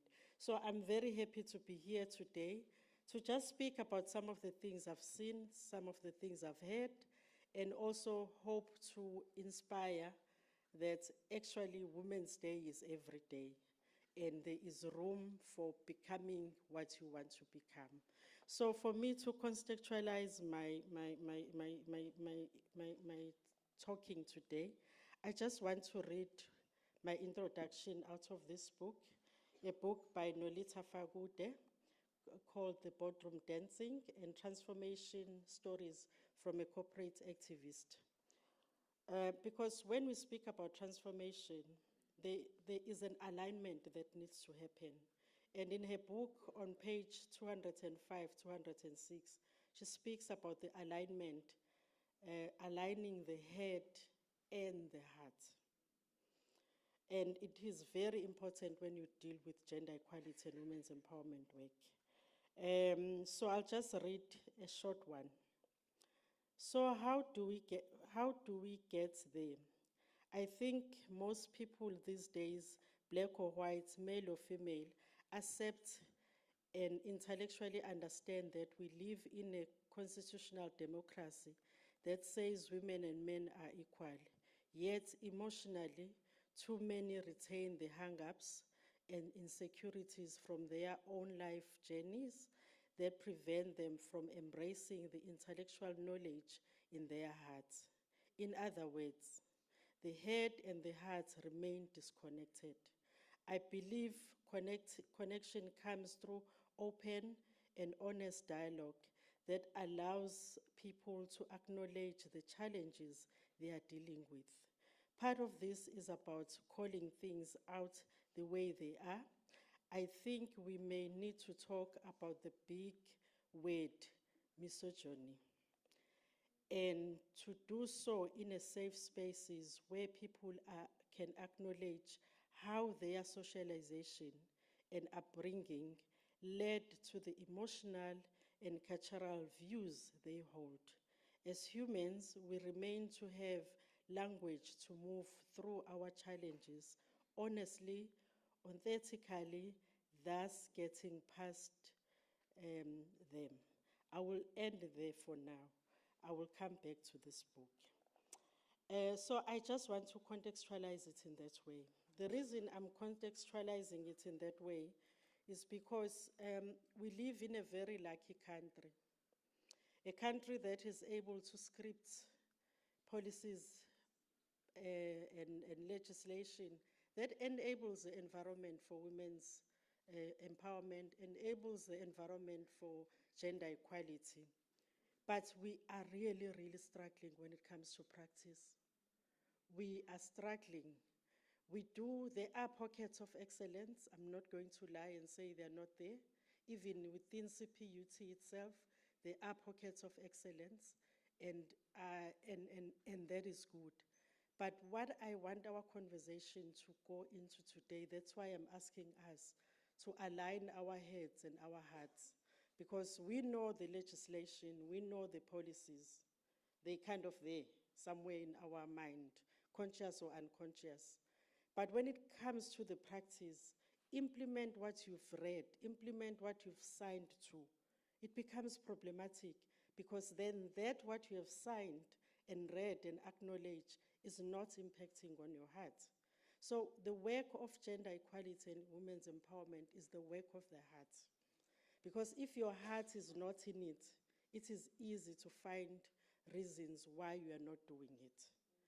And as someone who has worked even for a commission that kind of policies and forces people to do gender equality, even that commission, I've seen it being unable to pull through to a point where really people take the recommendations of the CGE and do them. So for me, it comes from that space where I'm asking for us to say, given all these legislative policies that are there, I mean, you can read them for yourself, the white paper, on transformation in higher education. It's been there since 1997. It's almost how many years old? But if we can take the 24 universities that we have in South Africa and rate them against what needs to be there, we will see the results ourselves. The fact that we've had these higher education transformation summits, and where have they led us? What do we do with the resolutions of the summits? Because again, it's written stuff, things that still sit in our heads, but those things are not impacting and moving our hearts to do some of the work.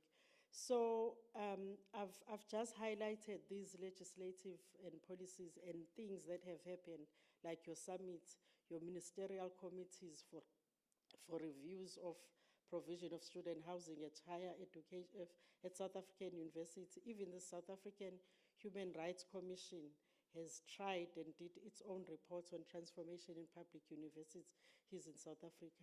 The CGE, of course, has done several. And the CGE has even done one for CPUT. And there were gaps and recommendations also there. And also, on top of this transformation that is not happening, or gender equality that is not happening, or women's empowerment that is not happening, there is also gender-based violence that women have to deal with. And we now even see it with the NSP, which looks at the whole country, but also there is a particular policy framework that looks into violence in the post-school education and training system. So I will say, if you are checking your car, you will say the tires are done, water is there, fuel is there, wipers are working, 3 mirrors are there, the driver is not drunk, the driver has a license, the driver needs to drive the car. So that's where, for me, I'm moving into practice. And in my few years of working, I have come across many gender maturity scales or seals. People call them all different names. And you will see even the one that I'm sharing with you, it's adapted from somewhere. But what I'm trying to say is this could be the road that we need to drive on. This could be the journey that we need to drive in, where we start with little things. Things that are charitable, reactive maybe. Just because it's Women's Day, we're going to do a nice Women's Day event, celebrate women, make them wear pink and purple, have nice cakes, ask them to wear heels and nice hats. I mean, that's good. You are acknowledging and seeing women and saying, today it is your day. We acknowledge all that you've done and all that you do. But you could also take it up a notch and say, I remember in my head that there is legislation, there's policies that this institution has agreed to implement. Maybe let me just make sure that I don't end in jail. Let me just be compliant and use my checklist. So go, all things done. And this is where we'll find that all good policies exist. So now you have taken the national policy, you've contextualized it, it now is a CPUT relevant policy. But you're sure that now you're not going to get to jail because these things are there. We ask you, where is your sexual harassment? You go look and you dust it off and say, here it is. Because the reason why it's dusting off, it's because you wrote it and you shelved it somewhere. It never got to be tested. That's why I'm one person who does not believe what most people believe, that we are a country with good policies and good everything. We have not tested those things. So how do we get to good? Remember, even when you are going to buy a car, you ask for a test drive. Because you want to see when you turn like this, does it turn or does you turn? What happens? So you test drive the car and you come back, you say, no, can I test drive another one? Or you say, let me take this one. That's why you will see people who will say, Mina, I've always driven a particular brand of cars because they've tested it, they know it works, so that's why they're able to get to a point to say, this car is good. So it's the same principle where we align what is in our head with what is in our hearts and eventually with our hands and do. So then, that's why then I'm more concerned about us even moving to the third level where it's beyond compliance, but it's continuous improvement. So this is where you're like, okay, our HR policy allows for us to employ everyone. But is it really good that when everyone is here, they will feel included, they will feel they belong, and they will feel they have full opportunity to participate? So that is when we are now doing the continuous improvement. But what I want to say is, when we look into the future development, CPUT is already committed to oneness approach across all departments, already committed to smartness across all departments, and I even saw when we were starting earlier on, we were saying smart CPUT Women. So already this smart idea and this oneness idea is here at CPUT. And now the journey is in us as women who are in CPUT. So I'm going to sit a bit here because as part of you and me who are at CPUT right now, as part of that future development, we need to be ready to be part of that future development. And how do we become ready? Because I don't like this thing where we are constantly acting as if there is this something very, they call it a phenomenon if it's not normal, or it's not, it doesn't happen every day. But there's this thing where we kind of like, come women, come girls, be part of it. But you know what, just before you become part of it, let's make sure you are ready to be part of it. And we don't do that with men and boys. So in the empowerment of women, can we all at once agree that women need to be empowered to be part of the journey while they are journeying, not as a prerequisite to get into the journey? Because how many women's leadership things should I attend before I'm ready? Haibo, I was ready when I was born. So I don't get it. I don't understand. Like, I don't understand, really. I really don't understand that part. So for me, it's about we are in the future development. And CPUT is saying women and girls are part of going forward, and young women are part of going forward. So we are already in the bus. We are not being taught how to climb the stairs of the bus to get into the bus. If we are sitting around the table, we are already around the table with our own chairs. But if they did not prepare a chair for you, there's something called a camp chair that you can fold, come in, open, sit. So as well, that is also important. So I want to take you through a journey of, I called you brave women earlier on. That was not just, it was scripted, ne?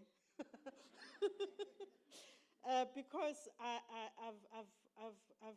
was a bit really challenged on how do I use this opportunity not to speak like someone who's always influencing for policy, because that is done. That is done. Vuyo, from HR, I know it's there.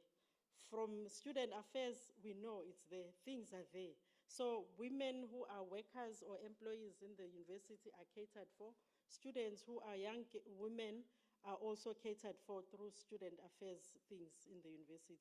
So the first thing that I want us to really acknowledge is we need to be confident. So you are already in the bus, you are already around the table. So that confidence must just exude. Don't wait for a leadership workshop.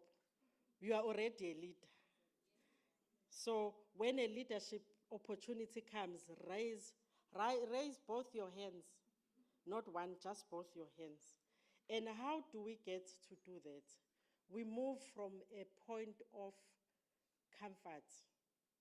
Because when we are all sitting around the table, no one knows that one of us, or two, or three, or four of us are actually able to be leaders. But only when we stand out and move from the crowd, we become a bit vulnerable. Ne? Because with confidence and courage comes vulnerability. Because we are now stepping out of what you know, what you do every day, like with Coco in doing these things, but now you are stepping into something that has been offered as an opportunity. So you are vulnerable. It could either happen or not happen. It could happen with bumpy roads. Have you seen when you start driving, the first time you think, hey, I am driving. But you don't know that the guy next door or the woman next door who's your driving instructor, they have the same things to control the car. So that's why you're thinking, aish, I'm doing this thing. One day, first day, you drive really. You get those people who do that. But what is important there, it's the willingness that you already are, I am driving. And if we can take that very confidence of I am driving this car first day when I'm going to learn how to drive, and apply it in our daily life where opportunity presents, it becomes important, because with vulnerability, number one, you know that it is not certain, there is uncertainty. There's something that has disabled our resilience as women, the thought that I deserve that position because I'm a woman. But there are other women. So what are you saying? Are you the only woman on earth? You're not. So the uncertainty that comes with braving out becomes very important. Because if it's not you women who get that position, but it's another woman, you should celebrate that. You should celebrate that, because it shows that the journey is becoming better for all of us as women, because we cannot be free alone. We need to be all free together. That's when we really enjoy the fruits of freedom. So that is the first one. It is very risky. You know, when you apply for a job, there are things that they ask you. When you apply for university, there are universities that are brave enough to write you a letter. We hereby wish to regret you. But it's fine. It's a risk you take. This one says they are not taking you, but maybe the other one is taking you. So you go into the one that is taking you. Same thing with jobs. They can say regret here, but they will say you can start here.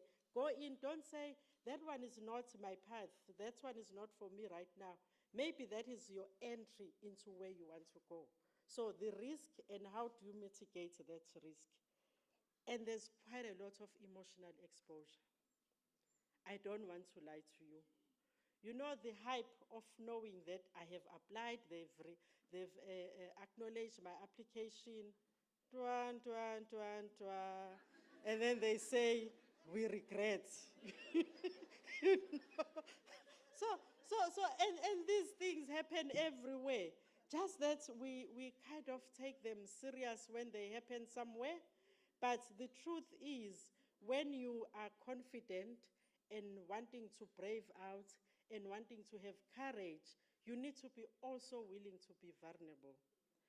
You need to also be willing to be vulnerable. And yes, of course, I am leaning towards the writer Ubrine Brown, because she tells us these things.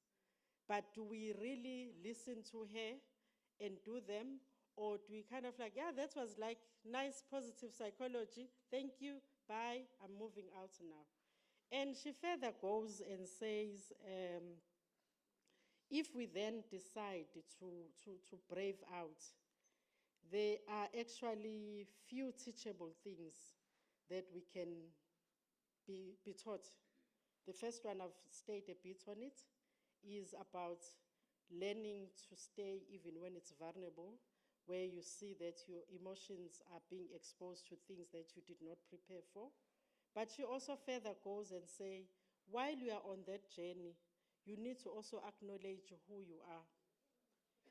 I think even from the opening session, we had Prof speaking about who we are as women and the beautiful poem that she crafted, where in essence, women create their own values and create their own value and worth.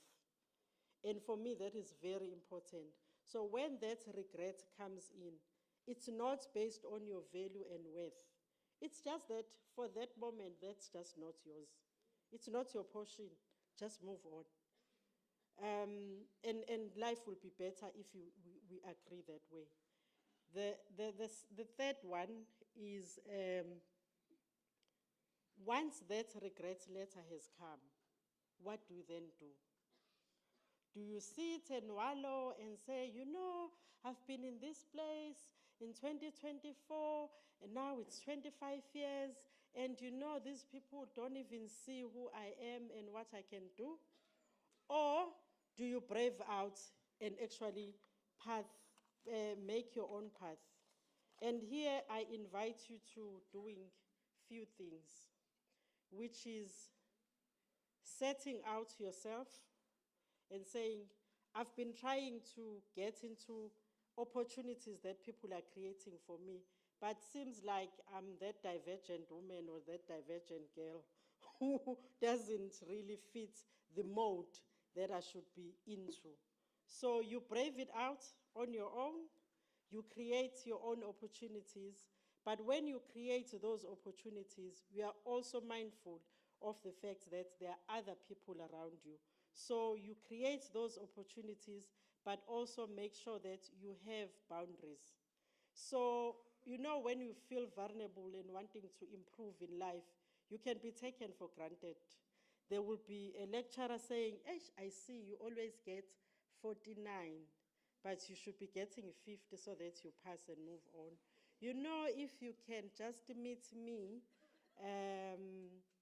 and they give you an address, you will get that 50. Create your own boundaries. No, I'm not seeing you in the dark and in places where there's no one else. And when you do that, that person knows that they can't try you. So, and our vulnerability as women is very important because sometimes that vulnerability is actually used to exploit us. So that is why it is important to create those boundaries. I want to move forward, but what are the boundaries, the do's and don'ts of me moving forward? At some point at the CGE, we had to do investigations for sex for marks, jobs for sex, all these things. And here we are wanting to become empowered women, people who are in a gender equal society. But the only equalness that someone is seeing in that vulnerability of yours is through a bedroom interview. And we need to then start creating those boundaries. You can't be meeting with this particular person there because I tell you, you will do one bedroom interview. There's what is called continuous assessment. So you must come back. Yes, you must come back. Yes, you must come back. It becomes part of your, yes, it becomes part of your now growing up in the organization, or it becomes part of you passing year 1, year 2, year 3, eventually your master's and your PhD. Because now there's that continuity until you get there. So boundaries are very important. That's the first one.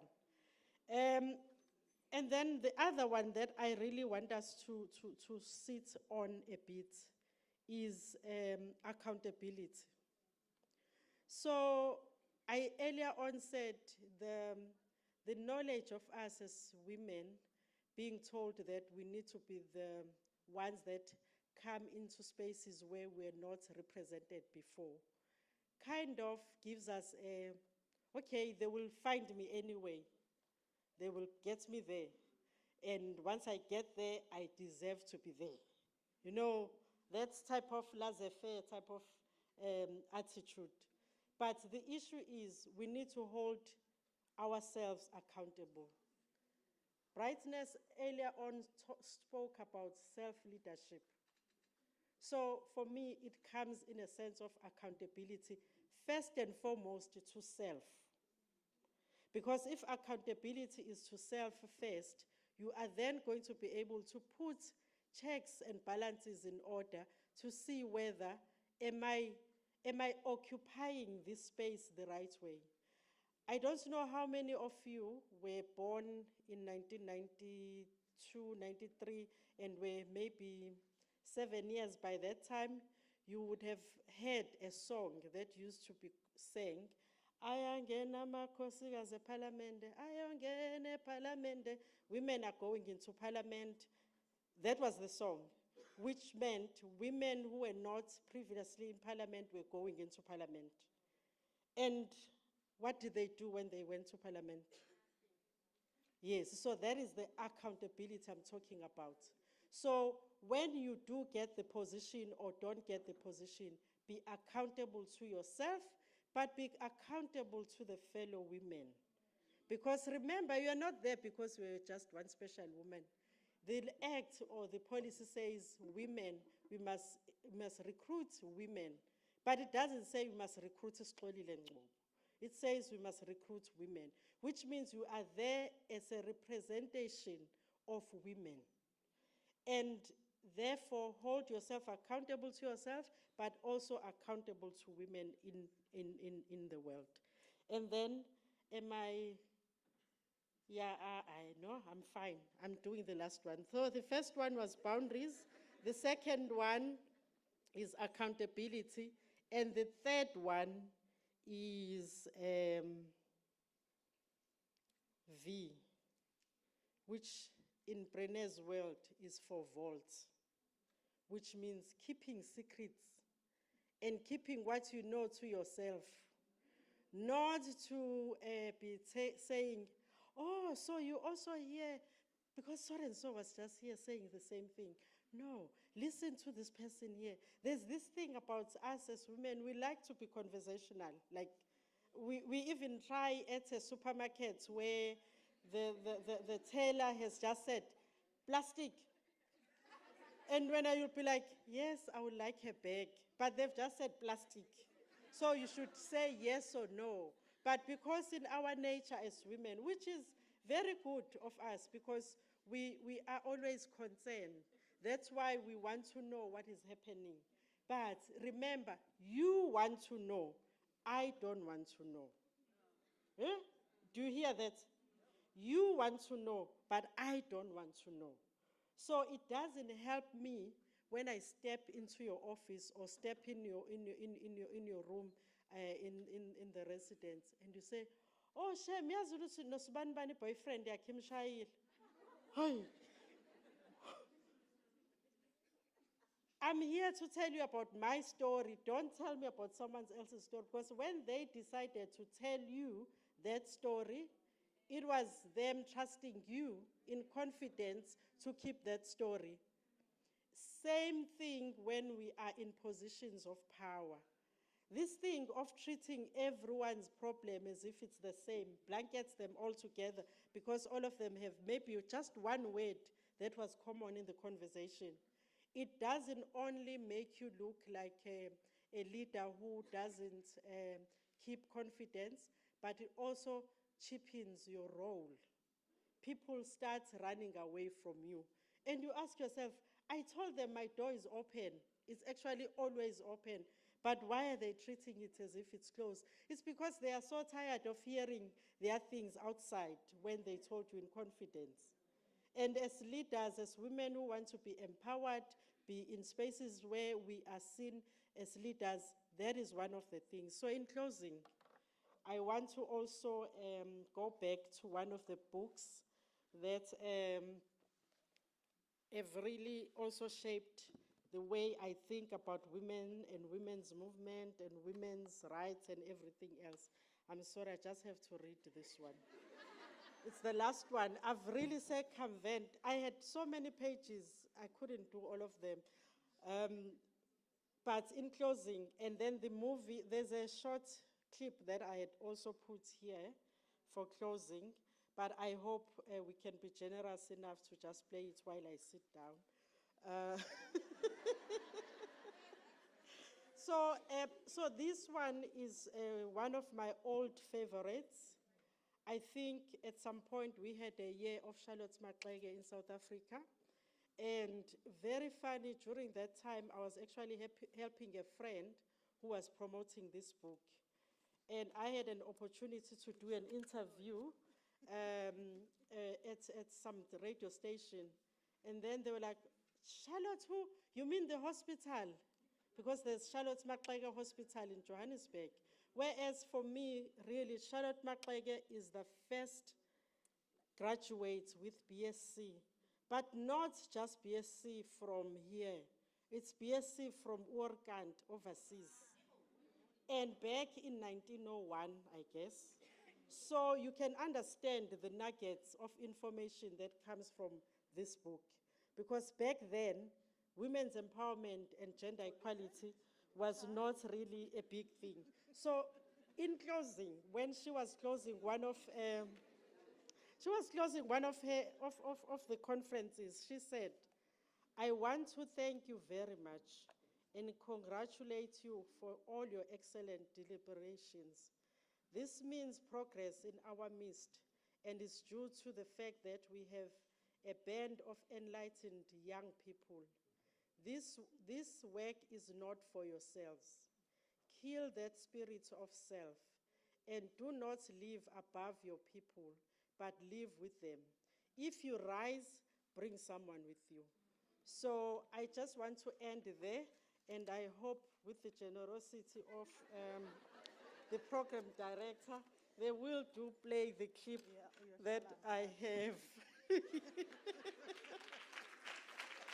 I don't know if it will play or not. Just sit down. Another round of applause, please. You can see when someone is passionate about the topic. Like your name, Sakolis. For those who don't know, Zulu Xolela, it's to forgive. I see technology thinks it's clever than brightness. I'll close it. Good people, time is not on our side. I know some of our speakers have other commitments. So just allow me to invite our speakers on the stage so that we can have a 10-minute session for Q&A. Vuyo, please join us on stage. Professor Swimmer, please join us.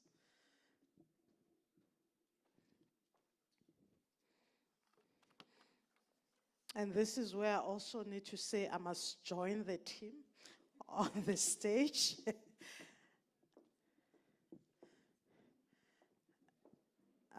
In the room, I'm not sure, do we have roving mics so that we can take questions? Any roving mics? Okay, noted, thank you. Colleagues, I just want to say to our speakers, thank you very much for thought-provoking presentation. We move from the welcoming, beautiful poem that was read by our professor, and then move to my presentation on coaching and mentorship. And we move to the neurodiversity issues, which is the barriers or the challenges or diversities that exist in our institution. And our colleagues, Xolile, took us to the whole process on how do we transition from where we are, from just having a celebratory moment and moving beyond compliance. And I think at the core, it's about moving to a space of oneness and smartness at CPUT. With that said, I'm going to open the platform for questions. Just share your name. Don't write a telegraph. Ask the question, please. We don't want epistemologies and ontologies before you ask the question. Ask the question. And with that, I'm going to take 4 hands, and after taking 4 hands, I will hand over to the speakers. If there is a particular speaker that you'd prefer to answer your question, please say that so that we can direct the question to that particular speaker. With that said, the platform is open for questions. Any takers? I've noted one, there's two at the back. You can start with the one at the back, so there's two more.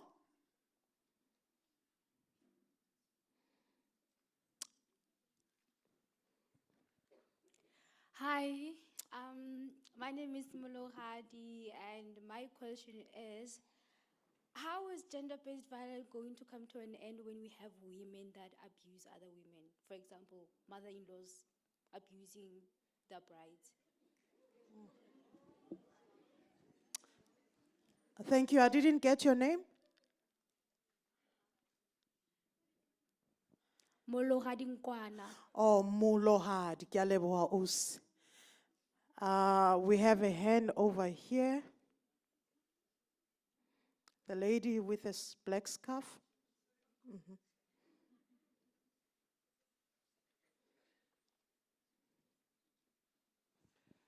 Thank you so much. So my name is Amanda Ngulana. I have a question, I think it's directed to Ms. Dwane in the HC space. I wanted to know, how is HC actually addressing people with different diversities? Because how am I able to know that if I have a processing difficulty, I should address maybe when I'm a candidate applying at CPUT? Because I don't remember seeing something like that even when we are doing applications. And I know you said that we shouldn't make stories. Continue. But then another thing that I wanted to say is that I remember when I was being interviewed, I got an anxiety because during my interview, no one showed their face, and then they told me I should show my face. And immediately, I was so stressed out because I want to see the person when I'm speaking, because if your video is on, at least I can see that you understand what I'm saying or I'm trying to convey. So that was another thing. So I'm trying to understand how are they addressing that in the HT space. Thank you. Thank you, Amanda. Any other questions? Going? Okay.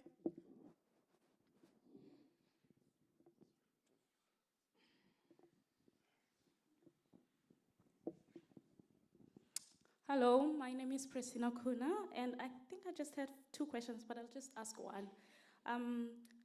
How best can parents and the community support neurodivergent children and students?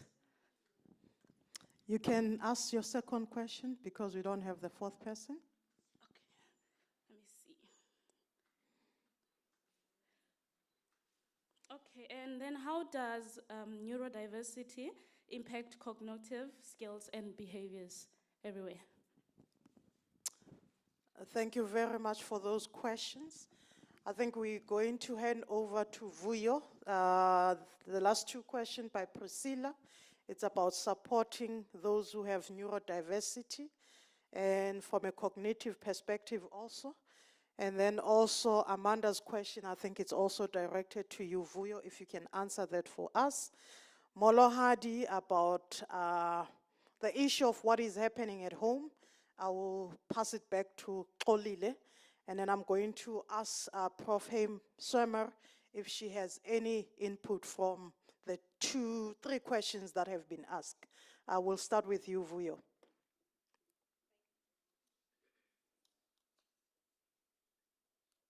Thank you.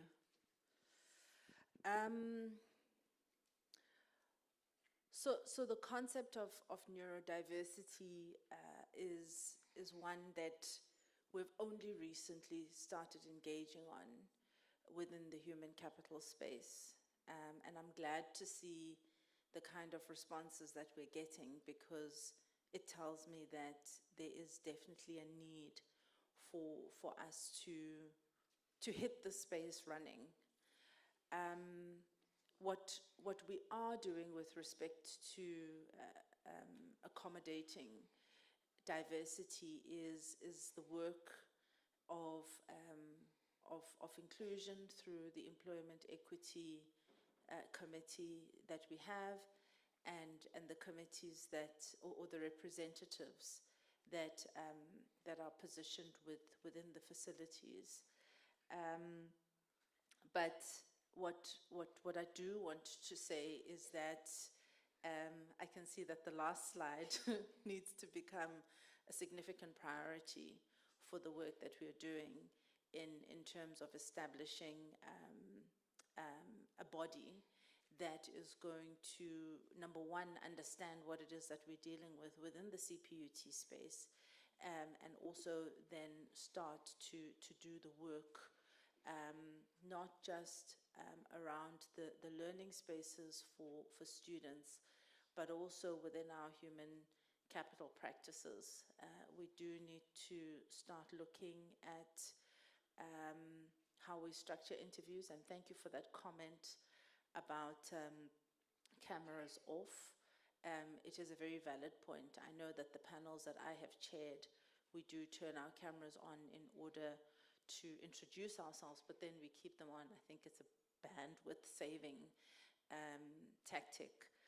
So what I am going to use this platform, if I may, is to extend an invitation to those of you who have obviously been impacted by the conversation that we've started around neurodiversity, because there clearly is work that we need to do, and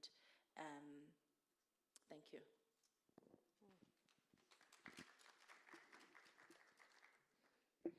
Thank you. Abo Mamezala, the mother-in-laws.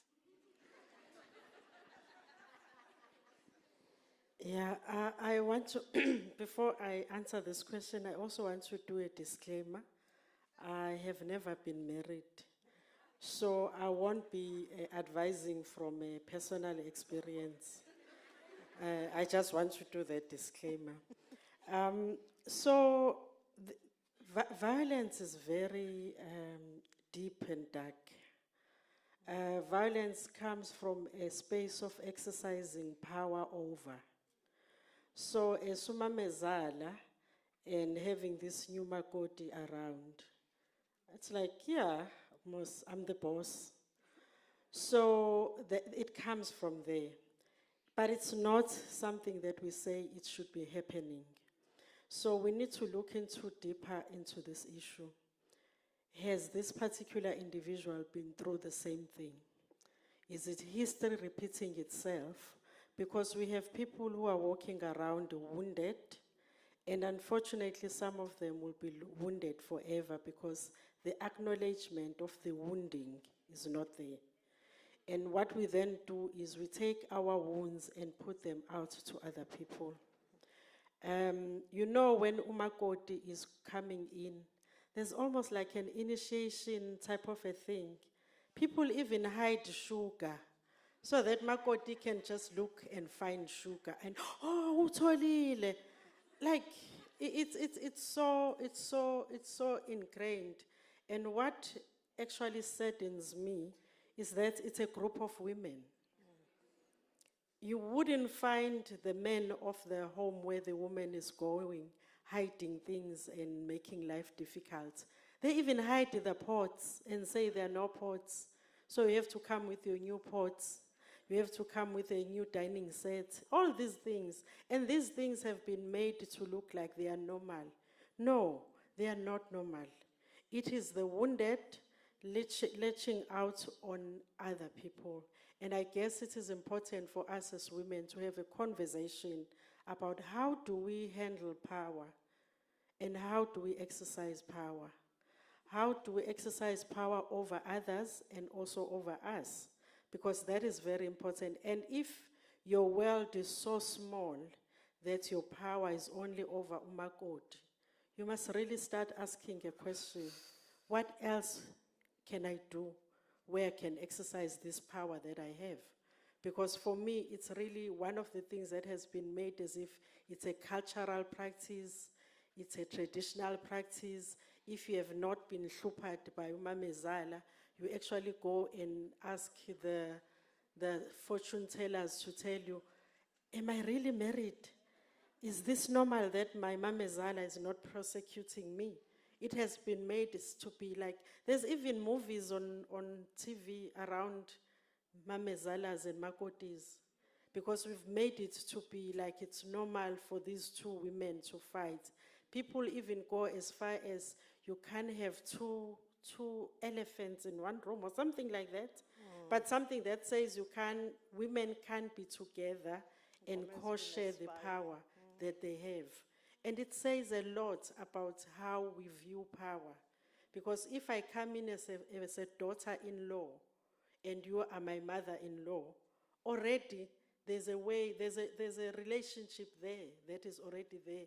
At no point that relationship should be about power and power over, but it's about co-sharing that power. And I guess it's a conversation that we really need to talk about, because that exists. And also it is informed by ageism. Ageism, where the assumption that I'm a young Makoti, I know nothing. So Mamezala knows everything. But remember, we live in different generations.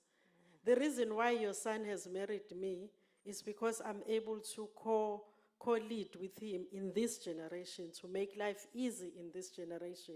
And it comes from all those departures where Mamezala feels like you are taking over her son. Mamezala feels like she no longer has control over what her son does.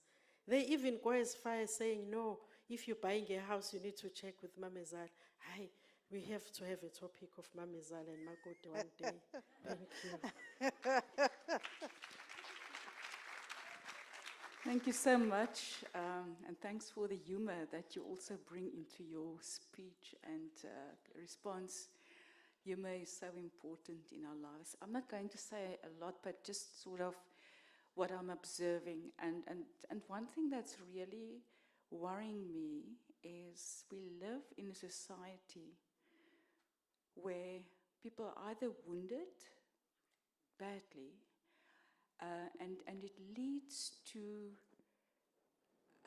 mental unhealthiness, if I can call it that. There are so many people that are mentally not healthy, and I think we must become advocates in our houses to really, really try to make sure that our family members, our extended family members, that they do get help on time to deal with those issues, because that's what we see across the world, not only in South Africa, but people, they, I just eliminate you, I'll shoot you, I'll, destroy you. And I think we live in a sick society, and I'm so happy to see that there is a drive for mental healthness, but we still need to go a long way. When it comes to GBV and rape, I always ask the question, why do we as women allow it?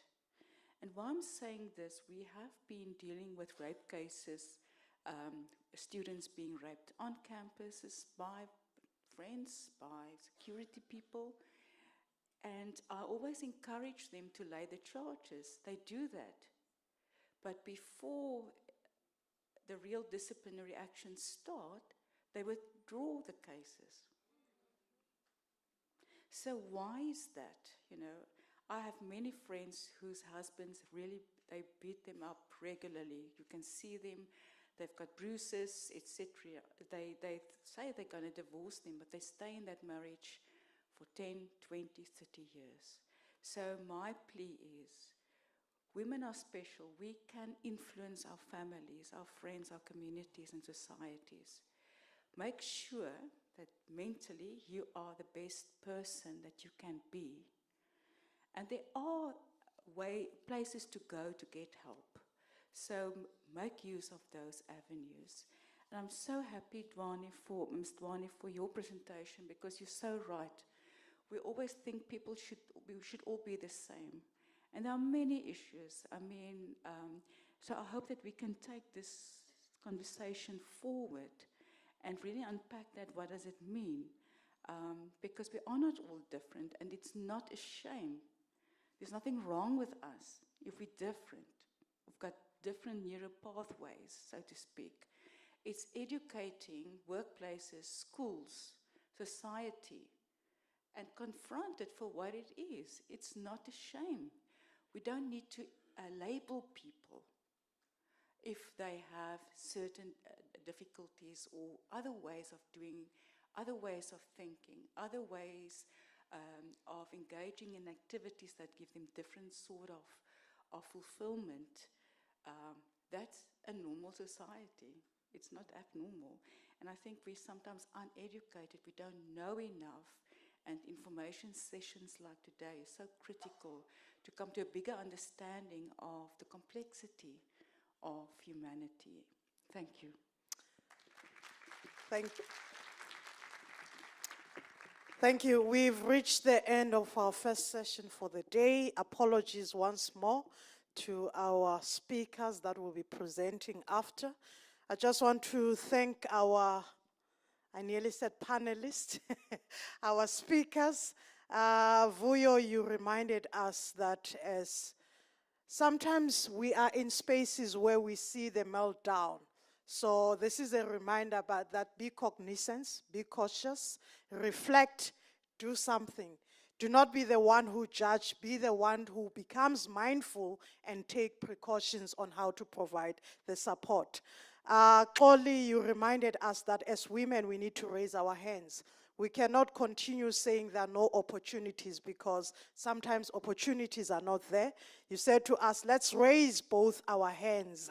And know that as we raise our hands, it's putting ourselves in a space of vulnerability, but we need to be courageous that only when we raise our hands can we be nominated. But if we do not raise, there's nothing that we can do. And Prof. Hayes-Swimmer reminded us like a sun, we need to rise. I am into nature, sunrise, sunset, it's something that I view. I have the privilege of staying next to the beach. So after dropping my daughter, I go and watch the sunrise. But here's the beauty of the sunrise. For me, the sunrise is a promise that something better is going to happen. It's a reminder that every day it's an opportunity for you to do better. And we're not competing with any women, we're not competing with anyone, but we are competing with our goals, and we continue to say, we're going to rise like a sun. With that said, let's take a tea break. I am informed that there are some massages. If you want to do some breast assessment, there is support for that.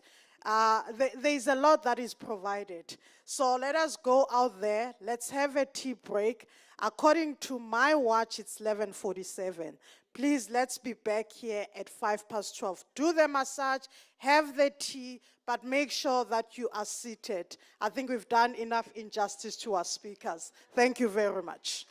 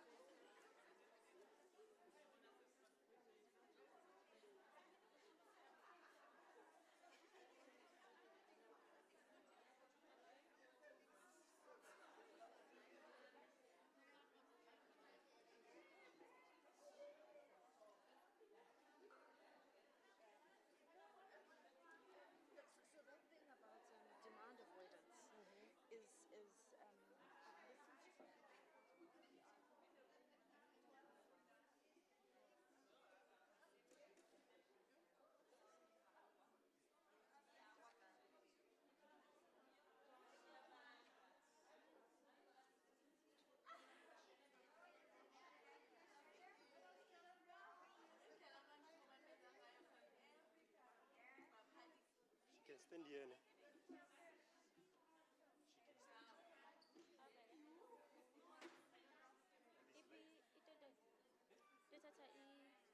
Mike.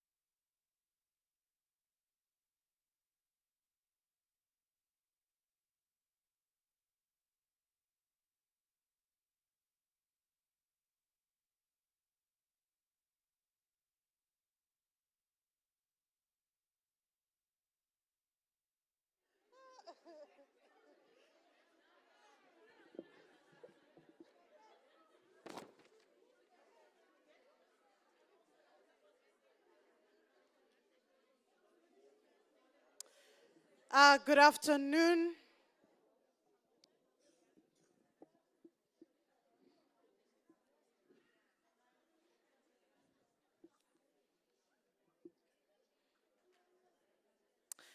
Please be seated. We will start with our session. This is our last session for our Women's Day celebration or Women's Month celebration. Colleagues, allow me to invite Xoli Fuyani, our next speaker.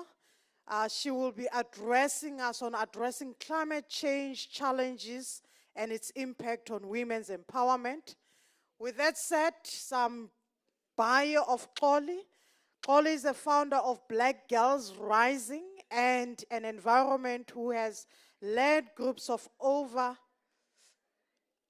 Can I have your silence, please? Thank you. Thank you.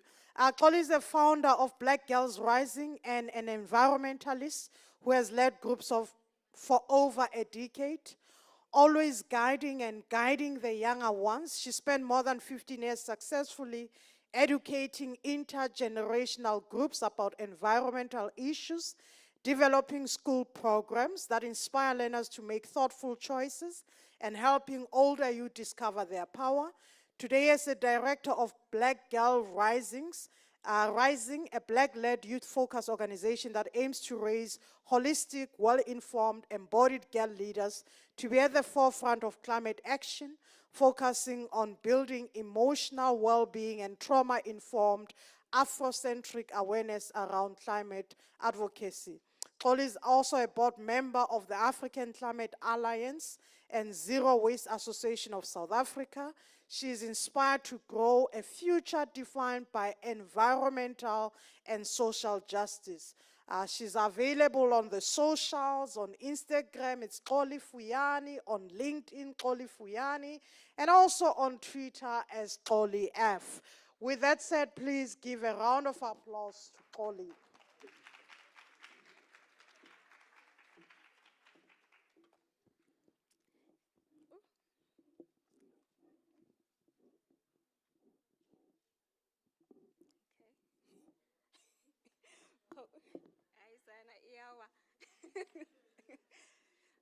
Molweni, good afternoon, everybody. Before I start, I always like to acknowledge the women that raised me, umachezi. And I do that because I like to honor the ones that have paved the way for us in order for us to stand in this position. And not just honoring her, but honoring the woman that are seated here in this podium. Not podium, but I mean women that are seated here around us who have been really tending the soil, hey? Because sometimes as young people, we stand here and we shake the walls and they fall, and we think, yeah, it's us, you know? And we forget that there have been women from the past that have been tending the soil and really shaking these walls so that us, as young people, when we stand in this position, it's easy to break those walls. So allow me to please honor those women. So I was born and raised at Guguletu, which is actually not very far from here. And my fondest memories of growing up were just watching my grandmother really tending to her garden. You know, she had this wise knowledge of knowing what to plant, when to plant, how to harvest, without really, going to study these very fancy courses that now exist, like permaculture, horticulture. But she just knew how to be with that environment. And from that little garden, she fed us, you know, because life back then was not easy. I mean, my mom was in Joburg trying to hustle.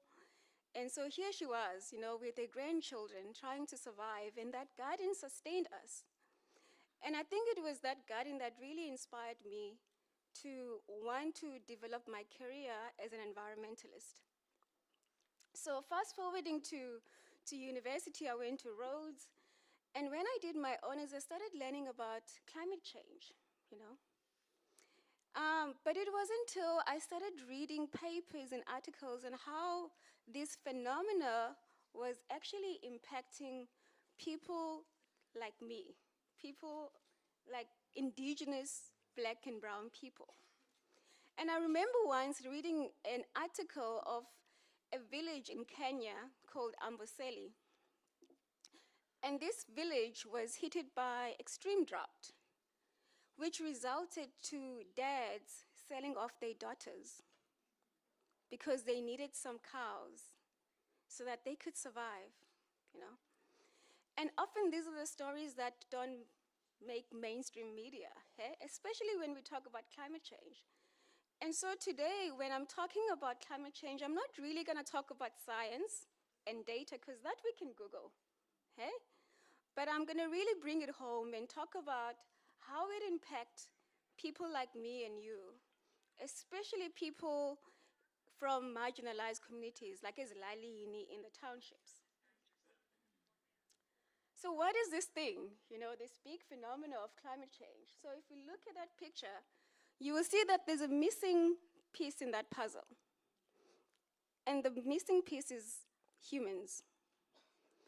And so when I went to school, I mean, even now, if you Google climate change, they will tell you, it's an impact in weather patterns over a long period of time, which is now causing these natural disasters, like wildfires, like drought, like floods. But what often we don't read about is that how all of this impact us, human beings. And hence then, if you see the picture next to that, you'll see that it says system change, not climate change, because we have come to know that climate has an ability, or environment has an ability to adapt. It's regenerative. It can adapt itself, but us human beings who are part of that system, we can't adapt if climate is not adapting, And so that means that there is a system that was put in place to keep whatever is happening, which I will go into. And so when this phenomenon of climate change happens, as I said, that often it removes human beings. But now what we have seen over time through research, through data, is that it actually exacerbate the inequalities that already exist in the world, Because if you look at places like the villages where people are already facing economical challenges, people living in poverty. So when those mothers can no longer go to the fields to grow so that they could sell and sustain their homes, poverty increases. And we also know that climate change mostly impact the underserved communities, again, because of the systems, that have been created in those communities. But also what we've come to understand, which I became very excited actually 3 years ago when this phenomena happened, where scientists started to say, well, let's hang on. Actually, yes, we acknowledge that climate change impacts marginalized communities extremely more than developed countries, but when we look at women and girls, there's a more, greater burden. Because often, like if you look again to our communities, women have always been the tenders of the environment. We are the ones that have been contributing more to farming. And so when these weather patterns change and these natural disasters impact the land, it's often the women and girls. But also, like if we take an example of floods, just now 2 weeks ago, Ekhayelitsha, they had floods. Most of the informal settlements were flooded. And so some of the families needed to be removed, to be taken to the place of safety. But then often if you look at that place of safety, it will just be a general community hall. They would not think about privacy, because us as women, we need privacy, You can't just undress in front of everyone. They would not think about families, women who have children. They would not think about health. You know, what does it mean if you bring these people all in one place? What are the health impacts? They wouldn't think about the kids that are there. How are they getting to school? Do they have books, you know, to continue studying? They will also not think about our mental state of those families, that trauma of losing something that you've worked so hard to build, and now just suddenly it's gone. So how did we find ourselves into this mess? So I want to present to you the past, which actually still exists, you know. So we had colonization, which I'm sure a lot of you are well vested in. And so colonization brought slavery, you know, which then turned into industrialization. And that industrialization actually came to our countries in Africa to look for oil and gas. And it was through that extraction of oil and gas that we had climate change. And so how does this future look like knowing now with this crisis? Again, going to Khayelitsha. So, I mean, the latest research has found that Khayelitsha has more than 65,000 informal settlements, housing about 200,000 people, including women and girls, which is half of that township population. So if one day Khayelitsha will be hit by severe floods, half of that population would lose their homes and many will die. That is the impact of climate change. It's people dying. So when I was in this sector, you know, trying to figure out like, how do I really bring meaningful contribution? I mean, I worked in intergovernmental organizations, you know, where often I was told, what brings you here? You know, as a young black woman, what brings you here? And it was said in such a lovely tone, what brings you here? You know? And I needed often to find answers that I actually didn't know, you know? And so when I actually became heartful 3 years ago, I was like, I need to do something different, you know? And Umama spoke about bringing a camp chair on the table. So I tried all of that, you know, because sometimes there's going to be moments where you bring that camp chair, but there's no space. There's no space. And so then what do? You create your own table that's going to accommodate different chairs. And so that's what I did, basically. I was like, I'm going to start my own organization. And actually, I'm going to show them how it needs to be done. And so I knew when I had this idea of starting this organization, I wanted to take a different approach. Because again, if we look at climate change, the narrative has always been based on the North, hey? We need mitigation, that's what they tell us. But then if you have countries that are already impacted by climate change, you can't mitigate that. You need to adapt. So then how do we bring those two narratives together? Because again, we need the money from the North, you know, to do the work. And so I was like, I'm actually gonna look at how can we build something that's actually gonna challenge the narrative that exists, but also is gonna look at gender justice, because now we knew that women are the ones that are feeling the brunt of climate change. But also bringing it home, you know, looking at our societal structures. We still live in a very patriarchal society where men view themselves as kings, you know, of households. So how do we dismantle that? But without actually being disrespectful to our culture and traditions, because there's a reason why those systems are there. And so I knew that I wanted to work with, not against. I wanted to harness the knowledge that was already existing in those systems to look at what is working very well, you know, but how can we bend that to bring in then this climate narrative, but to allow these people from those communities to lead. What I also know, from just the work that I did around working with a lot of young climate activists across Africa was that the media doesn't like us, shame. I stand, they don't like us. I mean, this picture you see here, below, that was the original picture. That's Vanessa Nakata, a very prominent young climate activist from Uganda. But when that same picture was published on media, she was cut off, as if she was not there. As if she was not there. And I mean, this picture actually is a replica of what is happening in the environmental sector, where black and brown bodies are viewed as ghosts sometimes,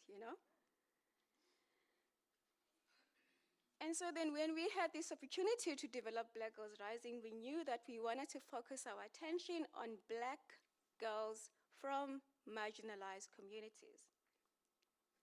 And our vision actually is the existence of thriving society made up of empowered black girls and young women from underserved resource communities across Southern Africa who are prominent leaders in climate action, sustainability, and environmental justice. And to achieve that vision, so what we do currently, we educate and we have empowerment programs, mentoring opportunities, and advocacy platforms that support the development of these black girls so that they could be influential voices and catalysts for climate leadership. And so our program caters for girls as young as 9, because as Mama Skolile said, that leadership doesn't have to wait until you are in corporate, or leadership starts from a very young age. And so that's why we wanted to harness that from as young as 9 years old, to say that there's something inside of you that can drive and mitigate whatever is happening in your community, but you actually have the solutions. So it's not a top-down approach where we go to them with solution. We actually create a space where we say, tell us what is happening in your community. What are environmental issues that exist? How do you think you yourself as a 9-year-old can solve them? And you'll be so surprised the ideas that these girls have. I mean, currently we run a flagship program that is 5 years. And it's 5 years because it's intentional, okay? Because we also know that empowerment is not a snap, It's something that it's very progressive. It's something that you need to cultivate over a number of years. And so when these girls join our program, the first year, we don't even mention the word leadership or advocacy. The focus is on self-development. Again, it's that cognizant of knowing that we are all wounded, and there's also intergenerational trauma. So even if maybe they're not feeling it yet, but we know there's something within their system, within their bodies, that is carrying their grandmother's traumas, their mother's traumas. And so our first year is we create a space where we deal with that, and we bring the parents into our program to say, let's heal. Let's acknowledge what is happening, but let's heal. And so we work with clinical psychologists, we work with counselors, we work with psychologists, but we also go back to our indigenous knowledge of looking at how did our parents thrive, okay? Because I've been growing up, my grandmother never complained about depression. I don't even think that word existed in their vocabulary. So what did they do that kept them well, And it's simple things like telling stories, sharing our stories. Simple things like singing. Simple things like moving our bodies, dancing, All of those things, they kept us well. So we go back to that and say, let's bring that. Let's revisit and allow these things to be integral into how we want to live our lives. And we see the difference, how these girls are so embodied, you know? And so then when we go into leadership and advocacy, they know who they are, you know? And I think that has been preached over a number of times of like, we need to know who we are as leaders. And so from the young age of 9, they know who they are. They know their boundaries. They know when to say no. You know, there are times where I go to them and I'm like, girls, they're like, sissy, no, we're tired, you know? And I have to honor that, you know, because that's why we're empowering them, so that they could practice that no. Because us as women, we don't know how to say no. And we don't know that no is a full sentence. No explanation, like no. Ends there. And so when they then embody it, they're able to then to show up as themselves and really be catalyst, you know, for the issues that they're currently experiencing in their own communities. And I'm proud to say that, you know, we started this program in Khayelitsha with only 12 girls, and now we've grown to 52 girls from 8 different communities in Cape Town.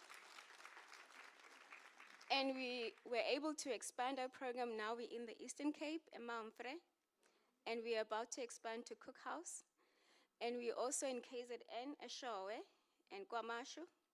And we also work in Kenya with 2 communities in Kenya, Amboseli, the exact village that the fathers were selling their girls. And now we're very proud that we have girls that we're empowering to dismantle that system, actually.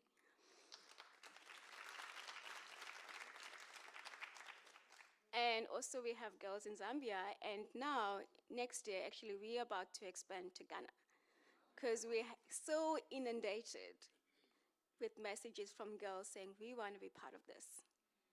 Yeah. Which actually then brings me to this idea of dismantling narratives, okay? And one thing I didn't put on that slide that I also want to mention is representation. Representation is key. We need to see people like ourselves in these leadership positions so that we can dream to be them one day. And we've seen that in our programs, you know, just being a Black-led organization, the impact of that on these young people when they see us and they're like, I want to be like you. But also just the knowing that it's possible, you know? Like, yes, you can come from a very impoverished community, but that doesn't design your future. It doesn't say you're going to be nobody, because that's what they're told, you know, in their communities, in their school. You know how many fights I have with teachers, you know, telling kids, because these kids come from informal settlements, you know, they come from villages. And so then that representation then becomes key, because then they see themselves in us. And I tell them that I come from exactly that same background that you are, but look at me now. I'm traveling the world, you know. I'm running this organization. So if I can, why not you? And so through this initiative, we've also seen many community-led initiatives being started by our own girls, you know. Yesterday, I was so proud when we got a call from one of our ambassadors, a 19-year-old from Mitchell's Plain.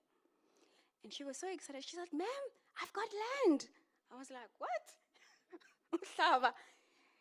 You know, because she went through our social innovation program, and one of her ideas is that she wanted to start a resilient training center. And it didn't stop with that idea. She went to a counselor, put on a case and said, I need land to build it. And because she was so clear in her intention and her idea, the counselor to a 19-year-old say yes. And so she's got land.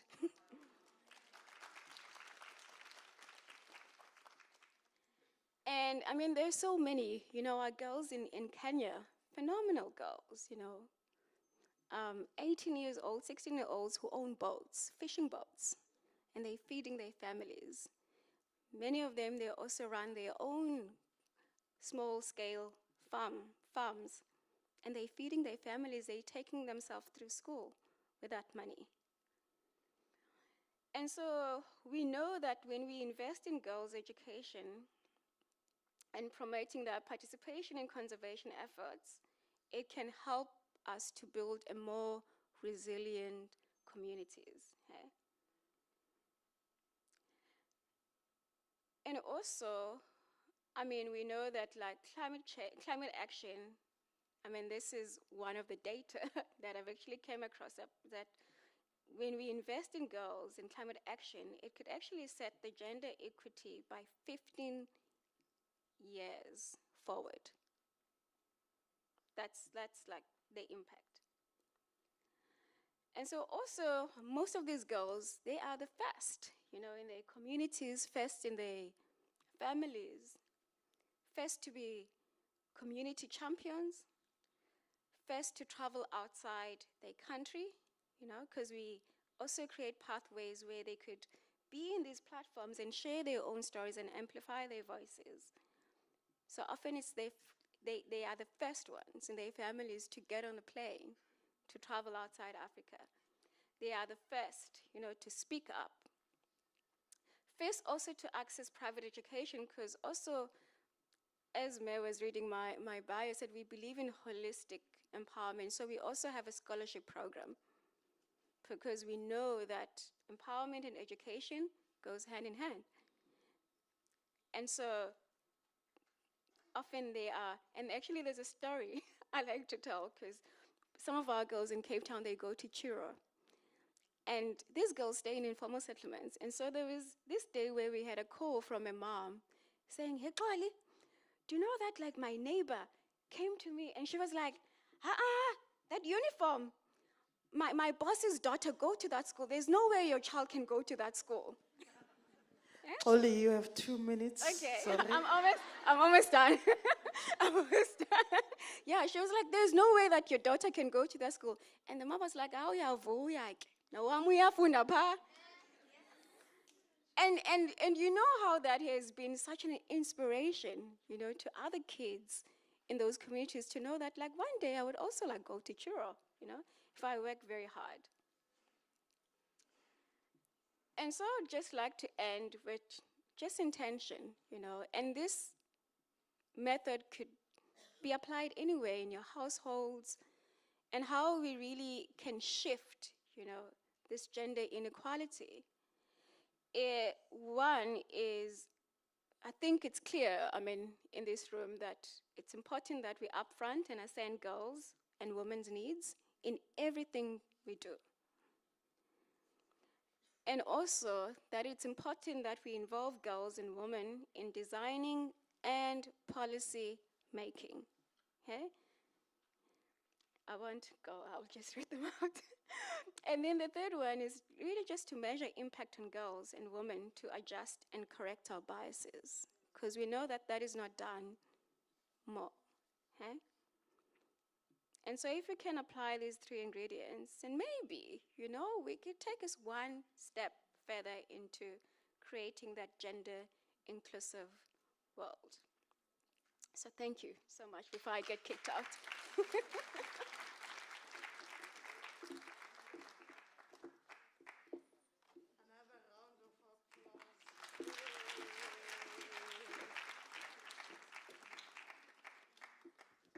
I think she deserves another round of applause.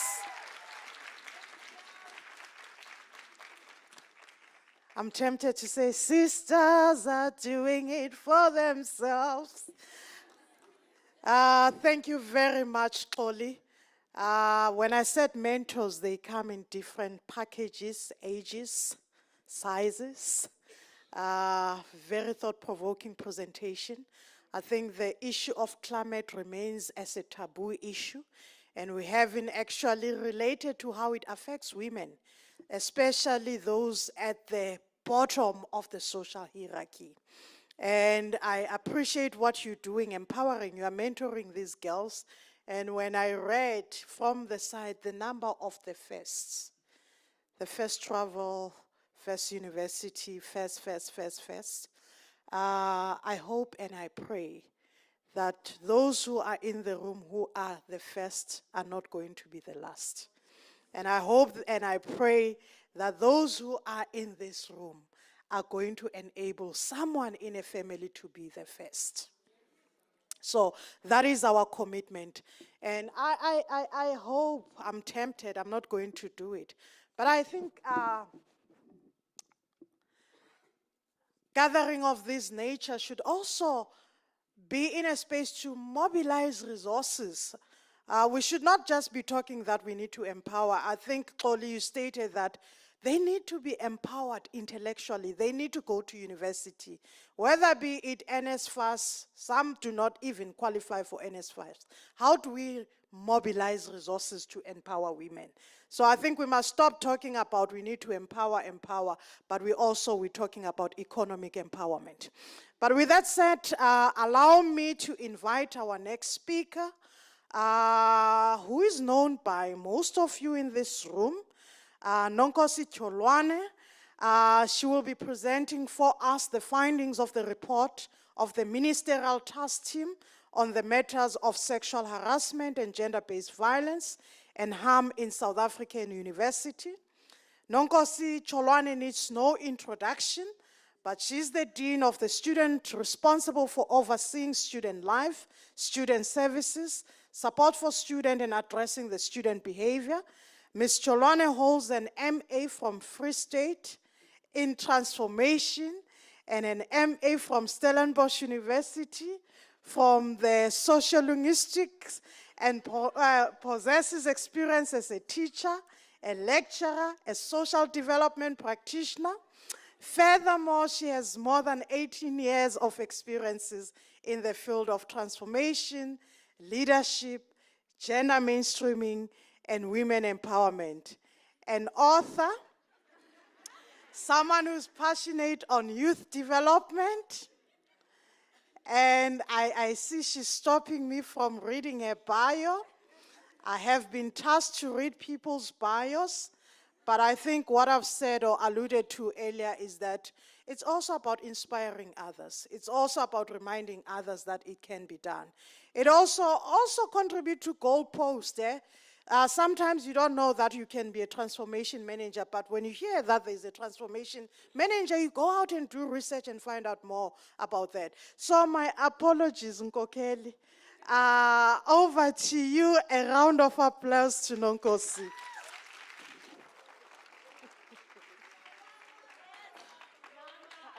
Thank you. Thank you, Chair. I'm worried about time.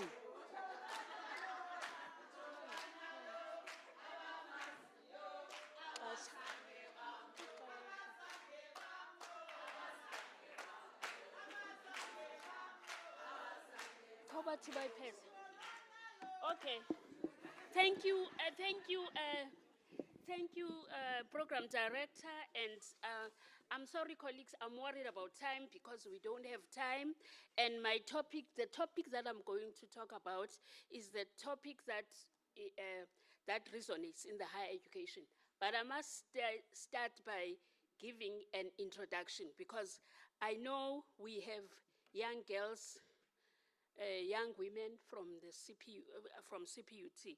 But I must also mention the fact that the issue of gender-based violence is the one that impedes, is one of the critical issues that impedes progress of women. Even in our own CPUT, we have women, young women, that are victims of gender insensitivity from men that are leadership in their institutions.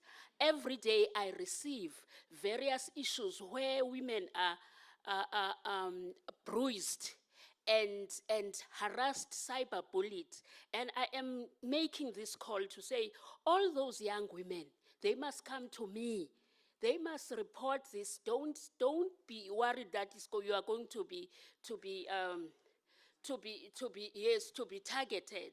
And I'm pleading because the key issues, these issues of gender insensitivity, is leading us to say in one day we are going to have a SRC with no women. And the issue of gender insensitivity among CPUT men must come to an end, especially in the leadership. And we need to ensure that we protect our sisters. And these are your sisters, irrespective of the political affiliation that one belongs to. these issues is very critical, colleagues, and it impedes also the academic progress of young girls at this institution. So I thought I must start there because I know it is something that is regarded as unsayable. It's not unsayable. Say it out, speak out, and come to me and directly to me. I will definitely deal with that. You don't even have, we have students that have even gone to police to report men that are harassing them. CPUT, tomorrow, Equality Court will be here. We don't want to have that situation. And students must not resort to South African Police Service because of other students. I'm saying this, I'm sorry, Chair, I felt I must say this because it affects me as a parent, it affects me as a woman, and also affects me as a person entrusted with the future of these young girls in this 36,000 university. Chair, I'm going to talk to the slides. I'm not going to read, but I'm going to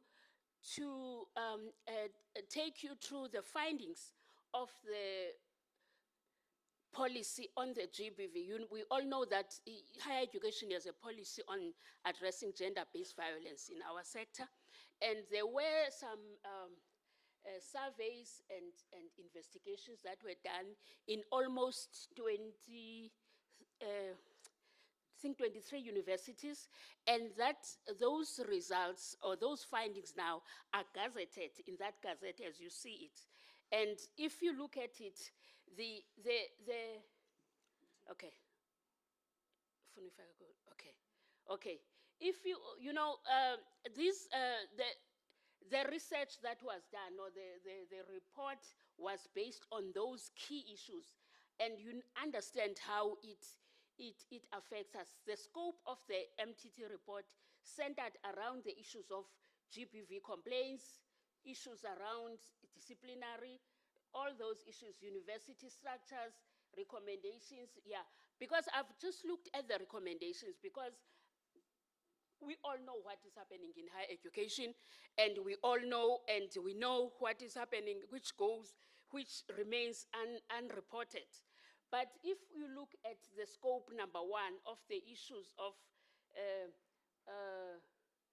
it was about the issues of complaints. That's a wrong slide. This is about complaints management system. So e-policy, one of the key requirements was to say that there is a need for recommendations number 1, it says all universities need to have a centrally coordinated reporting system, and this is very critical in order to ensure that everybody knows about it. And again, the issue of ensuring that all the policy issues of GBV, all the issues are integrated. The issue of IPV is also very critical.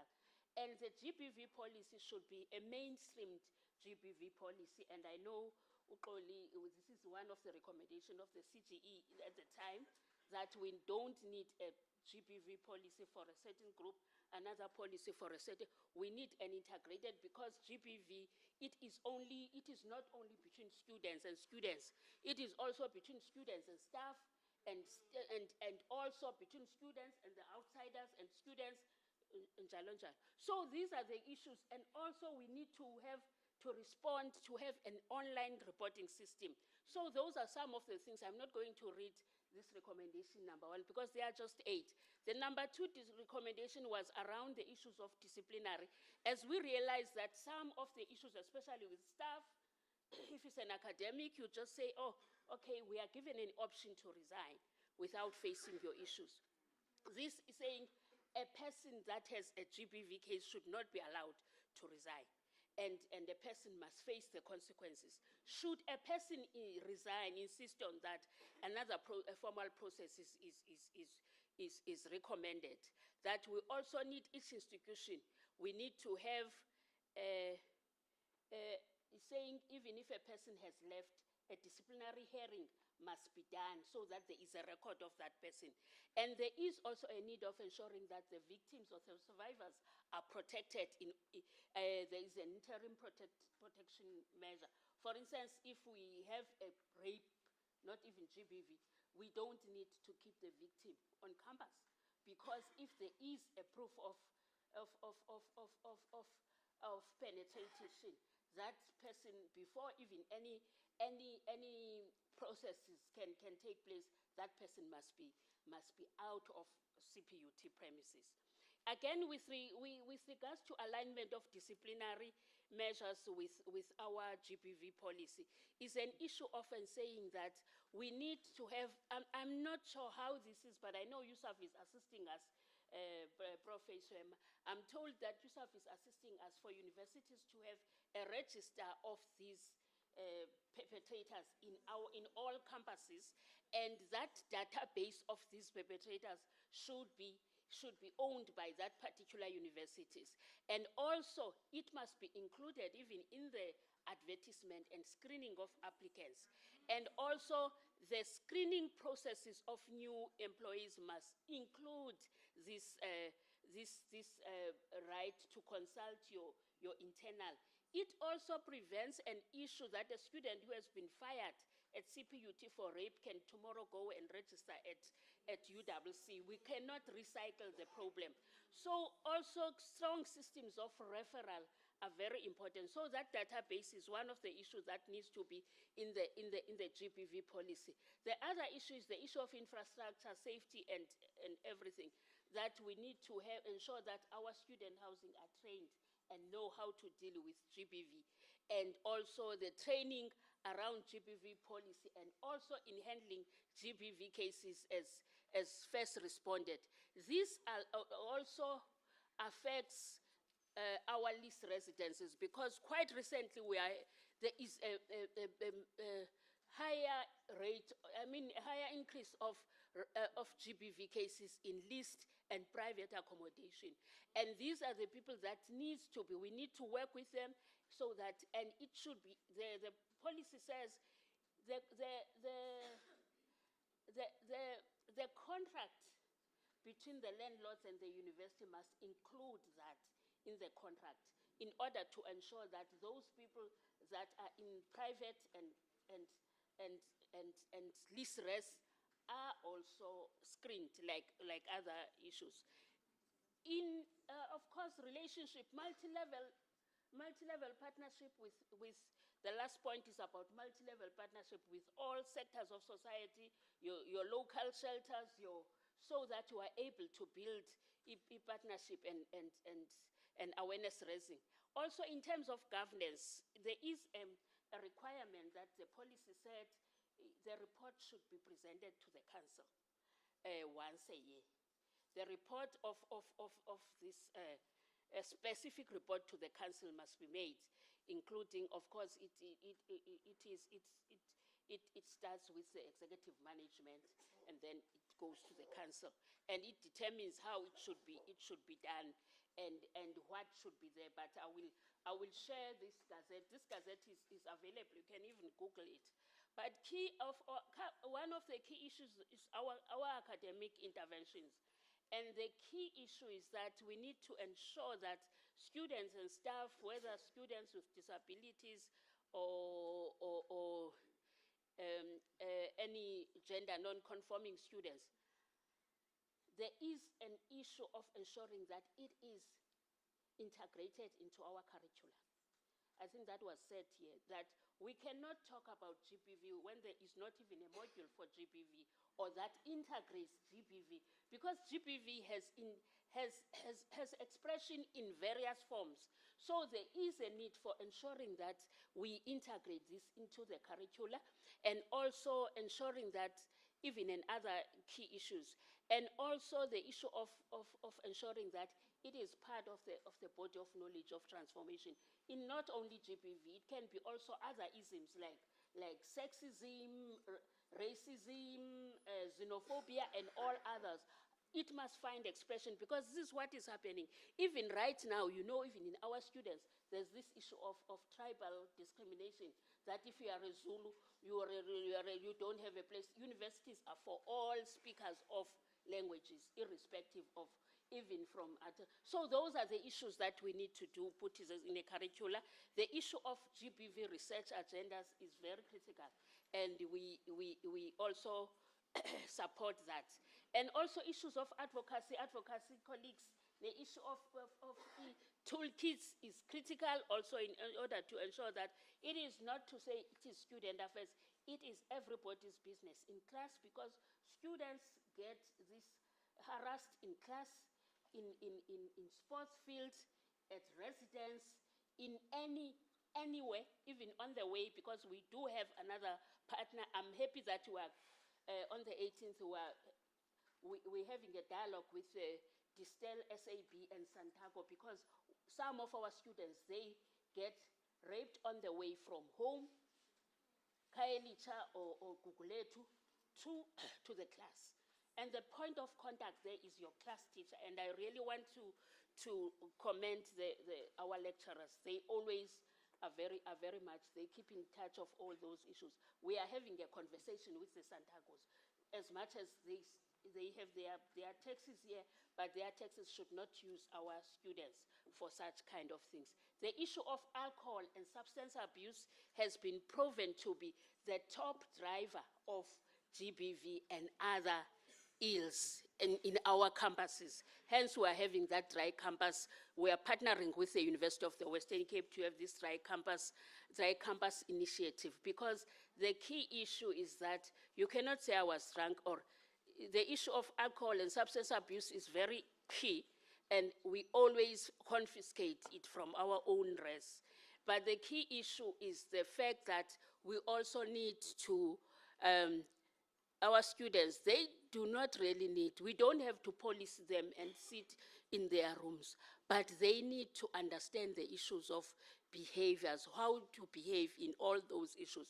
It's part of the exercise that we are doing, because there are disruptive behaviors that gives recommendation to that. Also the gendered or academic corruption in terms of sex for marks, and or all these gendered abuses using, because you are in the position of power over this young girl, and you see that this young girl, you can use that.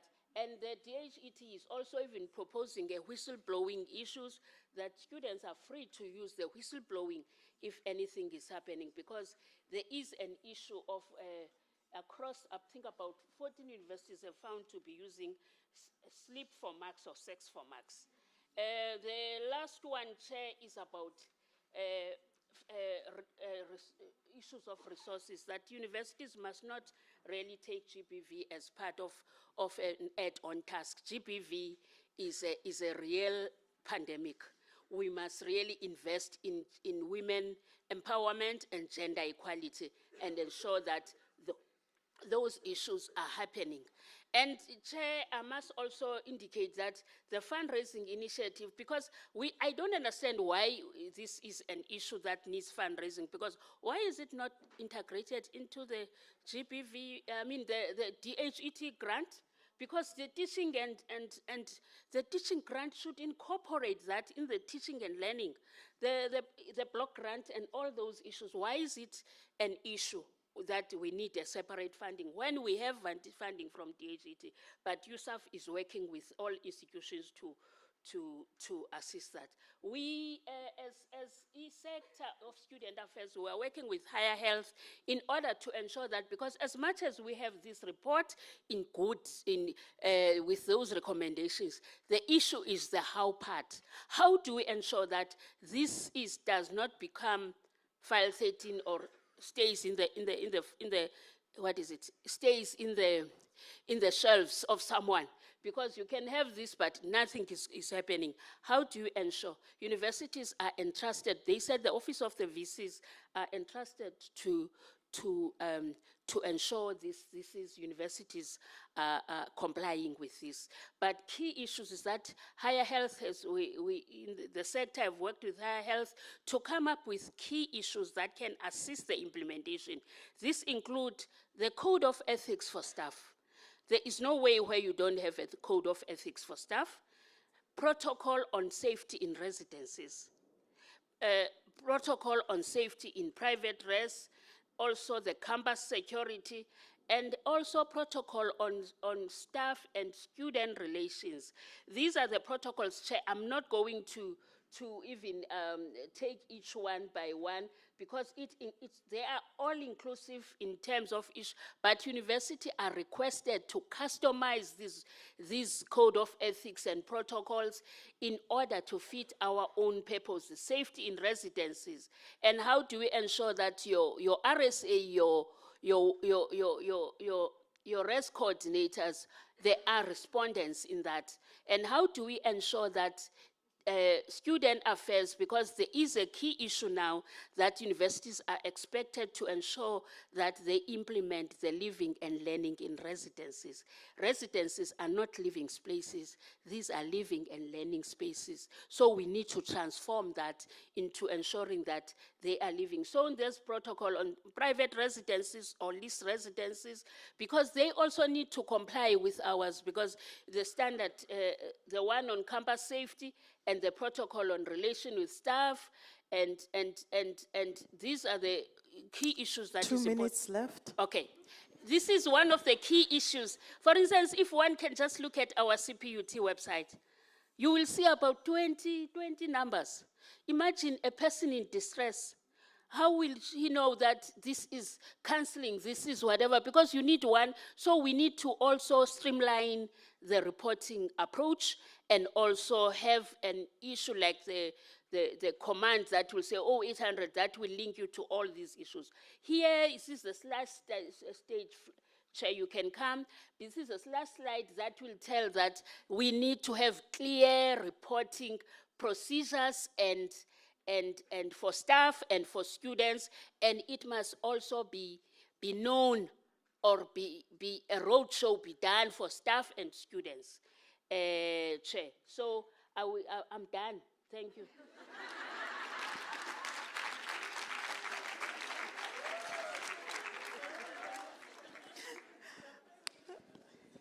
Thank you very much, Nonkosi Cholwane. Another round of applause, please. Colleagues, we're competing with time. With that said, allow me, can we do our last two speakers, then we can have an engagement, because I don't want us to open a session for engagement and not have the other speakers doing the talking. Nonkosi, what you have presented, very critical conversation that we need to engage on, but I think it was you, Sko, who reminded me, as women, we do not familiarize ourselves with governance issues. Know the policies, know the procedures. A report of this nature are the tools that we can use to engage the leadership, the management of the institution. But if we are not reading them, we cannot fight for ourselves. It is through understanding what these reports are saying, but holding leadership to account, referring back to these reports. With that said, I just want to invite our next speaker, Annelisa Friste, focusing on empowering women students. Annelisa is an ambitious chemical engineering student, strive to contribute to advancement of science and its impact on society. Her passion for chemical engineering fuels her involvement in various extracurricular activities. She is an active member of the CPUT Executive STEM Society, advocating for increased female representation and opportunities in STEM field. As an advocate for the CPUT Queer Unicorns, she works towards creating a welcoming and inclusive environment for LGBTQIA+ students. Her passion in the debate society sharpens her critical thinking and communication skills. Annelisa is also proud of a community engagement student academy where she shares her knowledge and experience in science and robotics with high school learners. As a representative on the local Student Representative Council of Bellville Campus, she actively engages with students and advocates for their interests through CPUT vision of becoming the future MIT of Africa. She says, I have had the privilege to achieve these accolades and embrace my passion for science, advocacy, community involvement. With that said, please welcome Annelisa. I think just reading your bio, it reminded me when we talk about diversity, we haven't touched on issues of sexual orientation. That is also a critical conversation because we are all women, but also our social orientation affects how we are engaging. With that said, and without any further ado, over to you, ma'am. Thank you so much. That was a nice welcoming. I feel important. I'm just a girl, I'm just a student. Okay, I have a tendency, hey, I am a poet, so my tone is of a poet. Let me start. As women who sit before me today, you have failed, and I'm glad. In fact, I'm ecstatic. In fact, let's throw a party.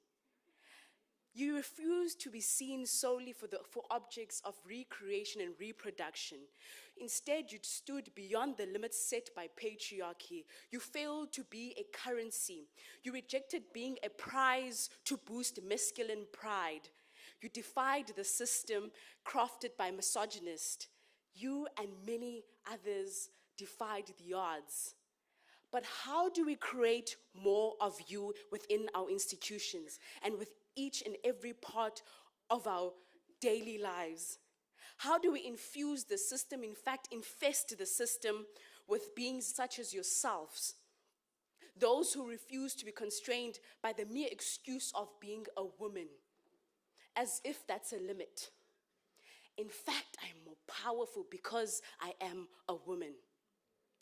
It is by inspiring and empowering women students, by obliterating the thinking of only one woman can shine amongst men, those that are in higher position in managerial posts within our institution, that only my department can outshine your department because there can't be too many women within the system. I need to shine first. I need to be successful. Therefore, by addressing also the challenges faced by female students in the university space, so let us step into the lecture room right quickly with me. Female students constantly facing the challenges that they have to prove their worth, that they're worth in academia, that I deserve to be here. I don't have to prove anything. I deserve to stand and I deserve to sit in this place. And immediately, I'm speaking now for women of science and those that have spoken to me because they say I'm approachable. They say that immediately, Lisa, when I succeed or I obtain a mark of a certain percentage, immediately, you couldn't do that on your own. So you must have traded your dignity for that. So something you have done for you to get to that point. You are not smart enough because we are women, so therefore something died within you for you to be there. You don't deserve to be there. In fact, let me tear you down. Because you as a woman and we together, we can't sit there with the men that are in top achievers and with the men in the dean's list or in the vice chancellor's list. No, we don't deserve to be there. If I can't be there, you can't be there. In fact, let me start a rumor. You slept with a lecturer. There goes your dignity. There goes your pride. No more motivation to stand out and be the first in your family to enter an institution and leave with a qualification and not quit in the middle. There goes my mental health. Now I'm no more motivated to become the top student, or to become a student that is on a dean's list, or to become the first female student within my family from Eastern Cape to be on the vice chancellor's list. In fact, to become the first doctor in the family, because you said I couldn't. But as Ms. Brightness and my latter speakers had said, it is also with self-leadership, self-empowerment. I am a product of women that put me together, that molded me to be confident and to enter spaces and to raise both my hands when leadership positions come. But how do we infest the system with women such as myself? and women such as yourselves that sit here today. Many girls are unable to be at a position where you are, to enter an institution of learning. Be proud that you are here. But don't be the reason that another woman cannot obtain higher. Okay, now let's step out of the lecture room quickly. Let us quickly step into the residences. Let us quickly step into the social interactions. You can't dress like that. Lisa can't have these heels. Lisa probably has a Nigerian man buying her that Luella bag there. Lisa can't have a MacBook. No. Someone's sponsoring that. Little did they know that I have a woman that is standing behind me and rooting for me. In fact, I have women that are sponsoring me for me to obtain higher. There are women empowering me because empowered women empower other women. Right? So some women sponsored me with this because my mother and father can't afford it. Unfortunately, I don't have a Nigerian man. And my hard work got me to buy my Louis bag and buy these beautiful heels because I like to look pretty. I am a girl that likes to dress up. Ne? So when I look pretty, oh, slay queen. She must not be smart, that one. You provoked me. And then I become a top student. And right now, I'm aiming to be on the dean's list. Mama. And my marks speak for me. It is because I didn't stay silent and I didn't allow women to tear me down. It's because I saw women within our faculty and I saw that lecturer. How did she become a lecturer? Because previously, Tina, we are cooking and cleaning. We can't be women of power. We can't be women in positions such as in a lecture room or be level coordinators or be deans or executive directors in higher education spaces or be the first female presidents. How do they do it? I didn't sit and conspire against them. I went and I asked. And then I got leadership from there. And they paved a way from me. They showed me, okay, enter, knock at this door, enter left, turn right, do that. You understand? So now if together as students that are here, if we can say, hi, Tremi, how did you get 95? Okay, Tremi, I got this website and I got, I watched this video, and that's how we empower each other as female students, because we want to see more of each other up there. Already the male to female ratio in our lecture rooms does not support our claim that we deserve to be there, right? So now we need to empower each other. Listen, Tremi, let's study together, have this study mechanism that helped me to get this percentage. In fact, let us go to that lecture together. Let's go and ask for certain marks, and let's go and ask for notes and books to read. That's how we empower each other. We hold each other by a hand and we walk together. So now, that's just the little that we face as female students. Already you have a plate full of that. Now sexual harassment, now rape. Students come to me not because of my position of the Gender and Diversity Officer of the local SRC, but because I opened myself. I was taught from a very young age, my mom taught me, keep a sanitary pad. It's the little things. Keep a sanitary pad in your bag, just in case another female needs it. Ne? Not because you're not on your period, but someone else might need it. It's the small things that we are taught, and that shape us to become the women that we are today. So now, immediately, someone comes to me, and the men or the perpetrators may say, and they say, please don't go to Lisa, or please, I want there to be many Lisas. In fact, I want there to be another Lisa that the perpetrator is going to be afraid. If they go to Lisa, they're going to get help. Because I know what doors to knock at. In fact, I'm going to hold you by the hand and I'm going to shield you. I'm not going to say, oh, uzbani ke sana, got raped by Ubani. She probably wore, that mini skirt of hers.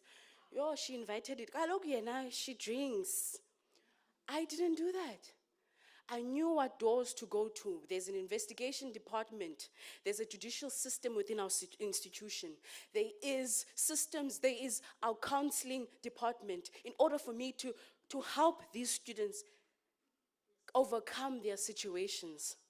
It is not because of that I am in this position. It is because of the students that trusted me to be in this position. I was voted into this position by students that trusted me. So it is my duty to continuously hold them by the hand, to lead them, to empower more female students. So I was empowered. I was not only being empowered by students, but I was empowered by other female staff members. So now when someone comes and the person is shaking, now we are burdened with the questions of, did I provoke the assault? What was I wearing? Are they going to believe me, Lisa? No, in fact, Lisa, no, let me just stay silent. No, I don't want drama. Maybe it's my fault. No, what, Lisa, let me just deregister. And then I sit and I beg. And I plead with these students, because this is my sister. Immediately when I see another female, I see a sister. I don't have sisters, I only have 5 brothers. So immediately when I see a sister, I see a queen. And I need to quickly fix your crown, and I need to quickly put you back together. Don't break on me now. We have a long way. We need to pave a way for many of us to go forward. So I hold them by the hand as best as I can, and I take them to counseling first, because I'm not a professional yet again. I'm just a girl. I'm just a girl that was raised right. I'm just a girl that had values, that had principles. So I may not be a professional, but you know what? I'm going to empower students because I was empowered. And that cycle it started with me, and it's not going to end with me. Because in the local SLC, we have this thing of, when we leave office, no one is going to do the things that I was doing. You know what? Irrespective of my political hat, I'm going to put it aside so that the next gender and diversity officer knows where to knock and knows what students to help and empowers more students. That's how we move forward as women. That's how this equality that we are trying to obliterate gets finally destroyed. Is if we work together, is if we put our hats aside, our political hats aside, and we support one another. Now, how do we rectify this? We want to infest the system with women such as myself and women such as yourselves that are sitting before me here. Number one, we need to be vicious with our perpetrators. Because then when we said no, they never listened. So we need to be vicious. They took away my right to say no. They took away my right to education because my mental health was so impacted that I couldn't go forward with my education. So we strip them of their education. You suspend them. And I'm glad that Mam Nonkosi spoke before me, because what she presented there, it is a replica of what I'm going to say. In fact, I don't want to echo it more because of time, Chair, but we have aligned goals. And that's what we need to have as women. We need to establish strong support systems, confidential reporting mechanisms, as she had echoed, that ensure clear and accessible confidential ways for women to report incidents of sexual harassment. And these support systems need to be victim-centered and trauma-informed. That's how you instill more of Abolisa, more of Abomamkosi, more of Prof. Hiswema. You need to instill mentorship programs. Oh, I'm glad that Sis Brightness spoke as well on what is a mentor and what is a coach. Now you need to go look. This is not just okay, Women's Month, yay. Oh, look at praying in pink, yay. No. Now we take this information, we put it as a backpack, and let it lead us. Now we know what a mentor is, now we know what a coach is. Students, let us go find our mentors, let us go find our coaches. and let us become mentors and coaches also. Because they are first-year students as well. They're going to go through the same things that you went through. And thirdly, group empowerment talks, because if we sit together and talk amongst each other, what is the issue? Then we're able to share the knowledge that we possess of one another, that, you know what, you can get a laptop at CDISC because we share information in those group talks. Lisa, you know what, I don't have access to internet and whatnot, my private comment. Then we talk. We work amongst each other in order to empower each other through those group talks. And we had these group talks with the queer community, my CPUT queer unicorns. And I saw it there that we also need this for females and for women in order to empower each other. And inclusive leadership. Oh, I went like this, okay? I went like this, slowly. I was like, me, I'm here. And we need more of that. And you need not to be afraid of the fact that women can't lead, women can't hold position of power. Says who? I'm here. My Mkosi is paving the way for me to become the next dean of students. Prof.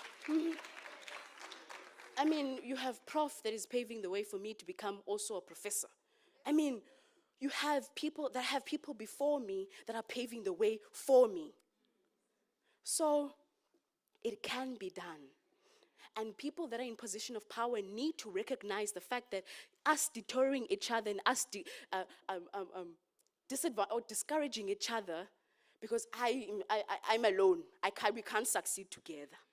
You know what? When I stay behind, I'm going to lie to you about information. No. That's not how that's not how we empower each other. And furthermore, just to support all the gibberish I've been saying, through these mechanisms, we birthed women such as Thandekile Ndlovu. Through the community engagement student leadership, she led a group of students into a marginalized community to empower women and spoke on gender-based violence because silence was normalized. Silence should never be normalized. We need to speak out. That's how they fear us. They fear me because I speak. And moreover, she led a group of debaters to Cape Town Open at CPUT as finalists. So says who? Women can't lead, and women can't let other women succeed. Because I'm also a product of her leadership at her debate society. She's our chairperson. Furthermore, I was supported, I was mentored, I raised both my hands for positions of leadership.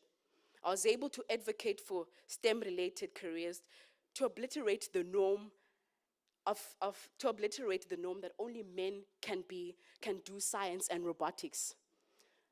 So I have a group little of my high school students, and they enjoy robotics. Says whom women can't enjoy robotics. So I teach them robotics. I advocate for these careers. And when we stand together, we produce an inseparable women community, student female community, where students from different political spaces put their political hats down in the name of standing together for one woman that was sexually assaulted. This is students from different political structures. They put down their political hats for the mere fact of one that was done injustice to. So we're going to deliver her justice together. She's not going to do this alone. Empowering women is a collective responsibility. So let us stand together, speak out against injustice, support one another wholeheartedly. Let us work together to build a university that is a beacon of equality, respect, and empowerment. Thank you.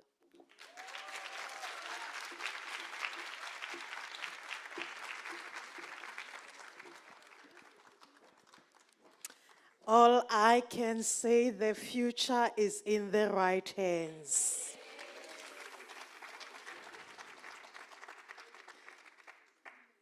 Thank you, Annelisa. In my little Zulu, Ukunganelisa is to satisfy. I don't know what it means in Xhosa. Ukwanelisa. I don't know what's happening with this one. So ndanele sisi. As you were talking, I was actually reminded of the alumni of this university, Zozibini Tunzi, when she was asked the final question, what she would teach young girls before she was crowned the Miss Universe. She said leadership. But profoundly what she actually says, she said, we should be teaching young girls to take up space. Nothing is as important as taking up space in society and cementing yourself. I listened to you, I felt the sense of pride. I listened to you, Xoli, and I keep on saying the future is in right hands. The women in this room who have mentored, I think they have done justice. Siyabulela kakhulu, enkosi sis. Let's get to the last two, not least. Cool. Lynn Hendricks. Waar is Lynn Hendricks? Hierso. Okay, thank you. Our next topic is on the economic empowerment of women at CPUT. Lynn is the donor, researcher, and database officer at CPUT Advancement Department with over 16 years of experience in public sector, including 11 years in a corporate tertiary environment. Lynn has proven track record in executing strategic programs and marketing plans. She has a well-honed skill in fundraising and stakeholder relationship management. She excels in dynamics and fast-paced working environment, utilizing incisive leadership and communication skills to translate business objectives into effectively executed outcomes. Lynn's qualifications include a BA Admin Honors Public Administration, Public Sector Transformation and Reform, BA Admin Information System, Public Admin, and Diploma in Labor Law. Without any further ado, a round of applause for Lynn, please.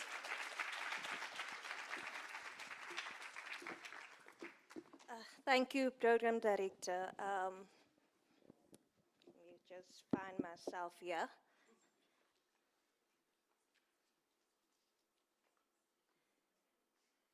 I'm going to try and keep up with the energy that Annalisa has brought before.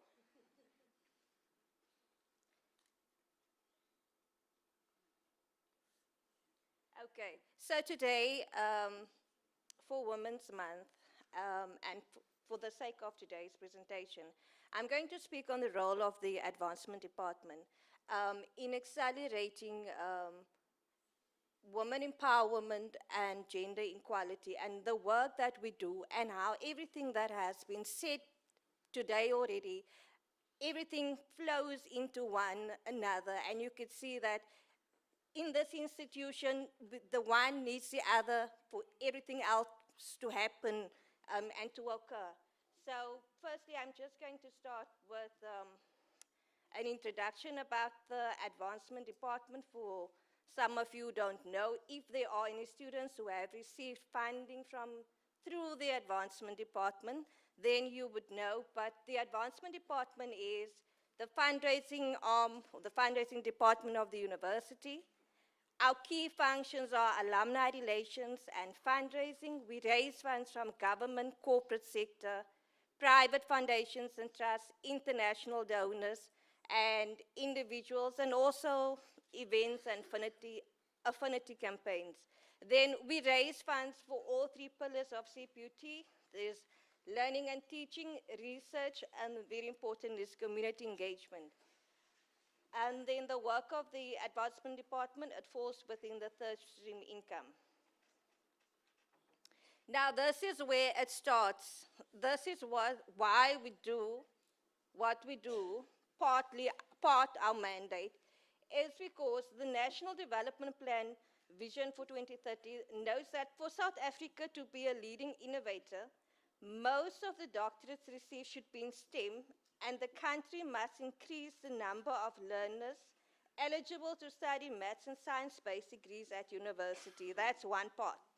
Now, the important part is the country's schooling system must double the amount of graduate and postgraduate scientists and increase the number of, all of us here, must increase the number of African and women postgraduates, especially in PhD, to improve research and innovation capacity and to make university staff more representative. So that is what we need to do. We need to increase the number of African and women postgraduates and to make the university staff more representative. So now that we've got that out of the way, what we do, our department does, we do fundraise.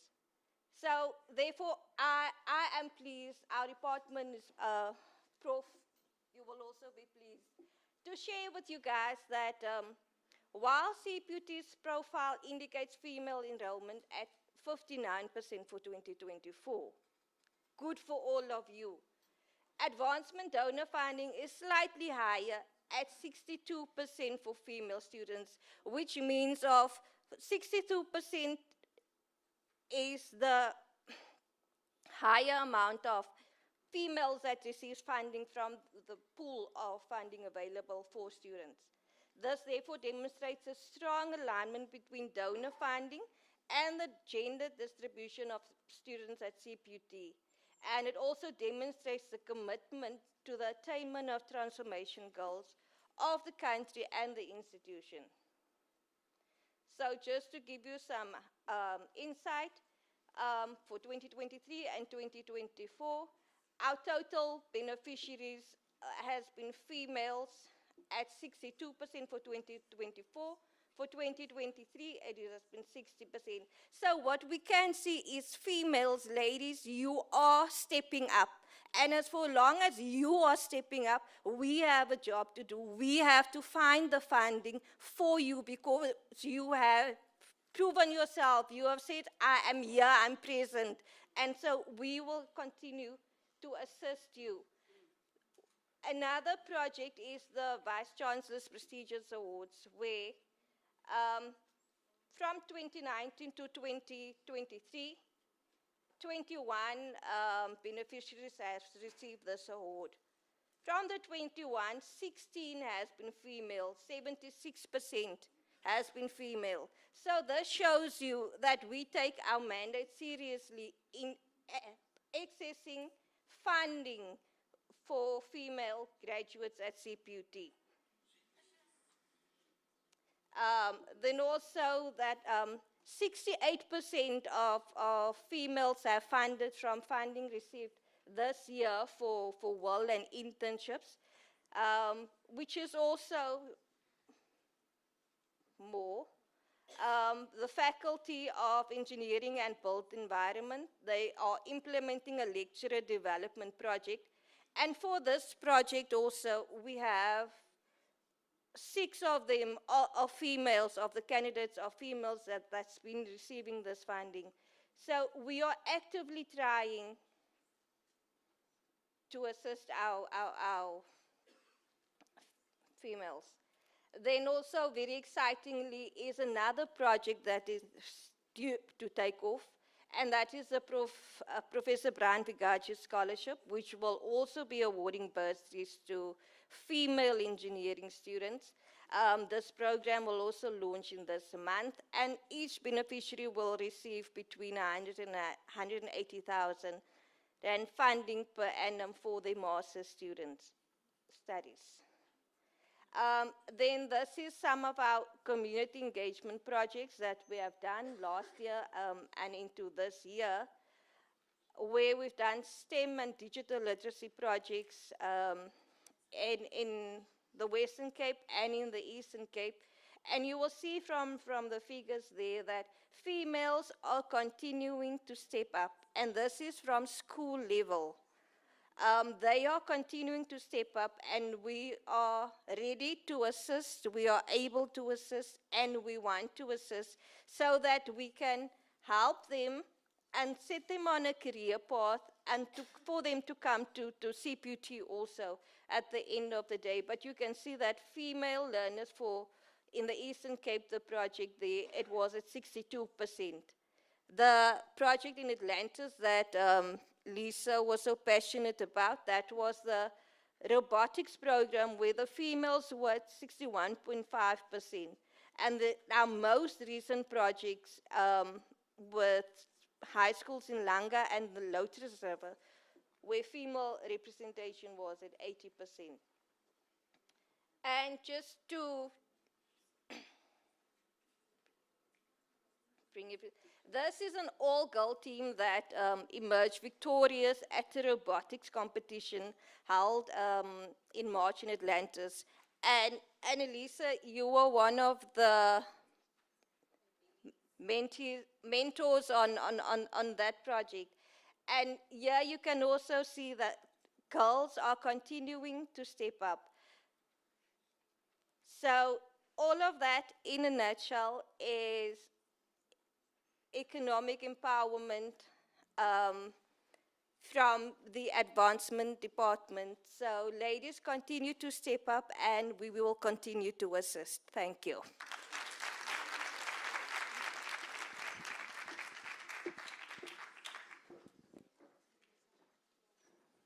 Thank you, Lynn.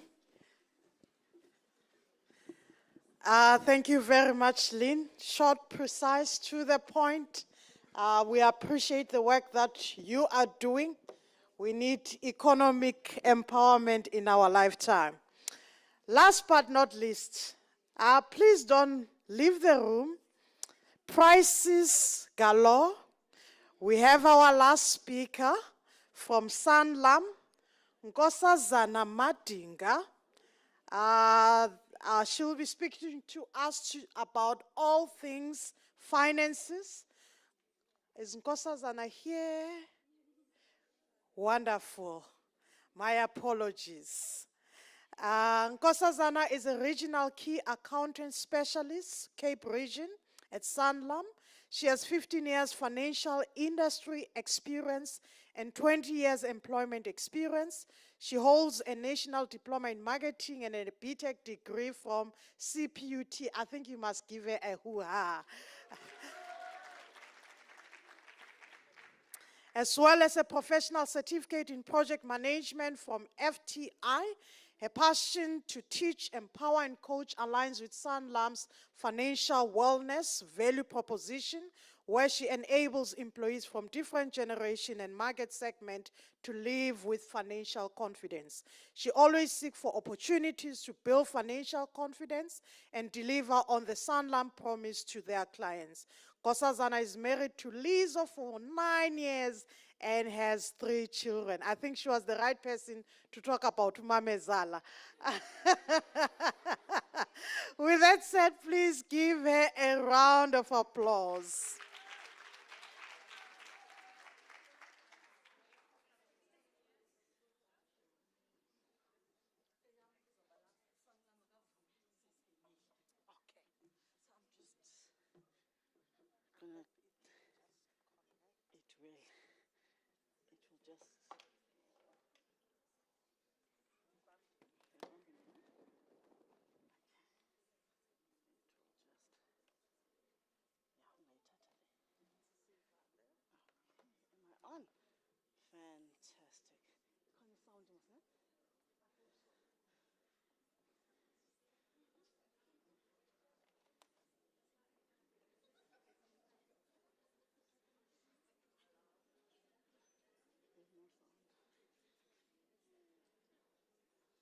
We're almost there. Please be patient. Thank you for your patience once more. Over to you. Today, we make a promise to every man, every woman, and every child on this continent.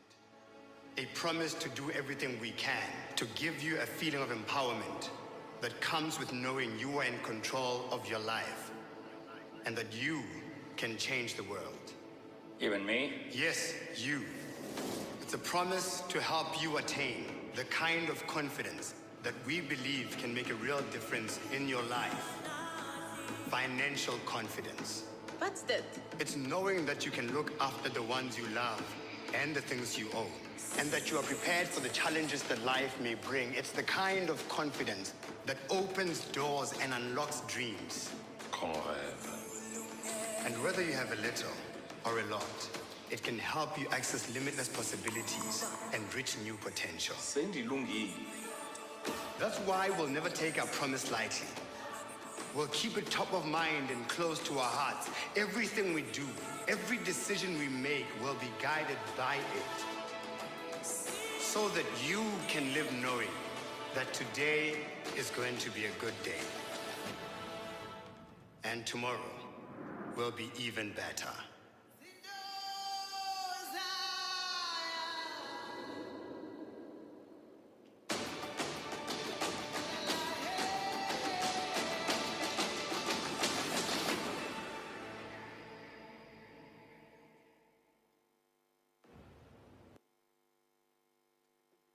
As a proud alumni of CPUT, Pentec in particular, let me greet you all and say good afternoon, ladies. This video that you've just seen, I, as the key account manager or the relationship manager for a big corporate as Sanlam that is 106 years old, makes me stand in big stages. I was a Lisa in 2002. I was a Lisa in 2004 on this very stage. This institution allowed me to take a flight for the first time in my life. And I went to Belgium, I went to Paris, I went to Luxembourg, I went to Holland through CPUT. I am one of those girls that took up space in this institution. I am because CPUT gave me an opportunity to be Nkosazana Khala Matenga.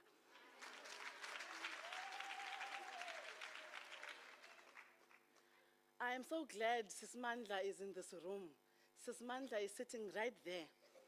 2002, January 28th, I walked into this building with my father in their offices, and we made a big noise because he said, you must study engineering. It was Sis Mandla that said, allow her to study what she feels she wants to study.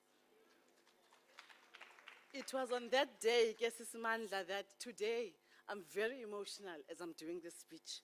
I've been waiting for this moment.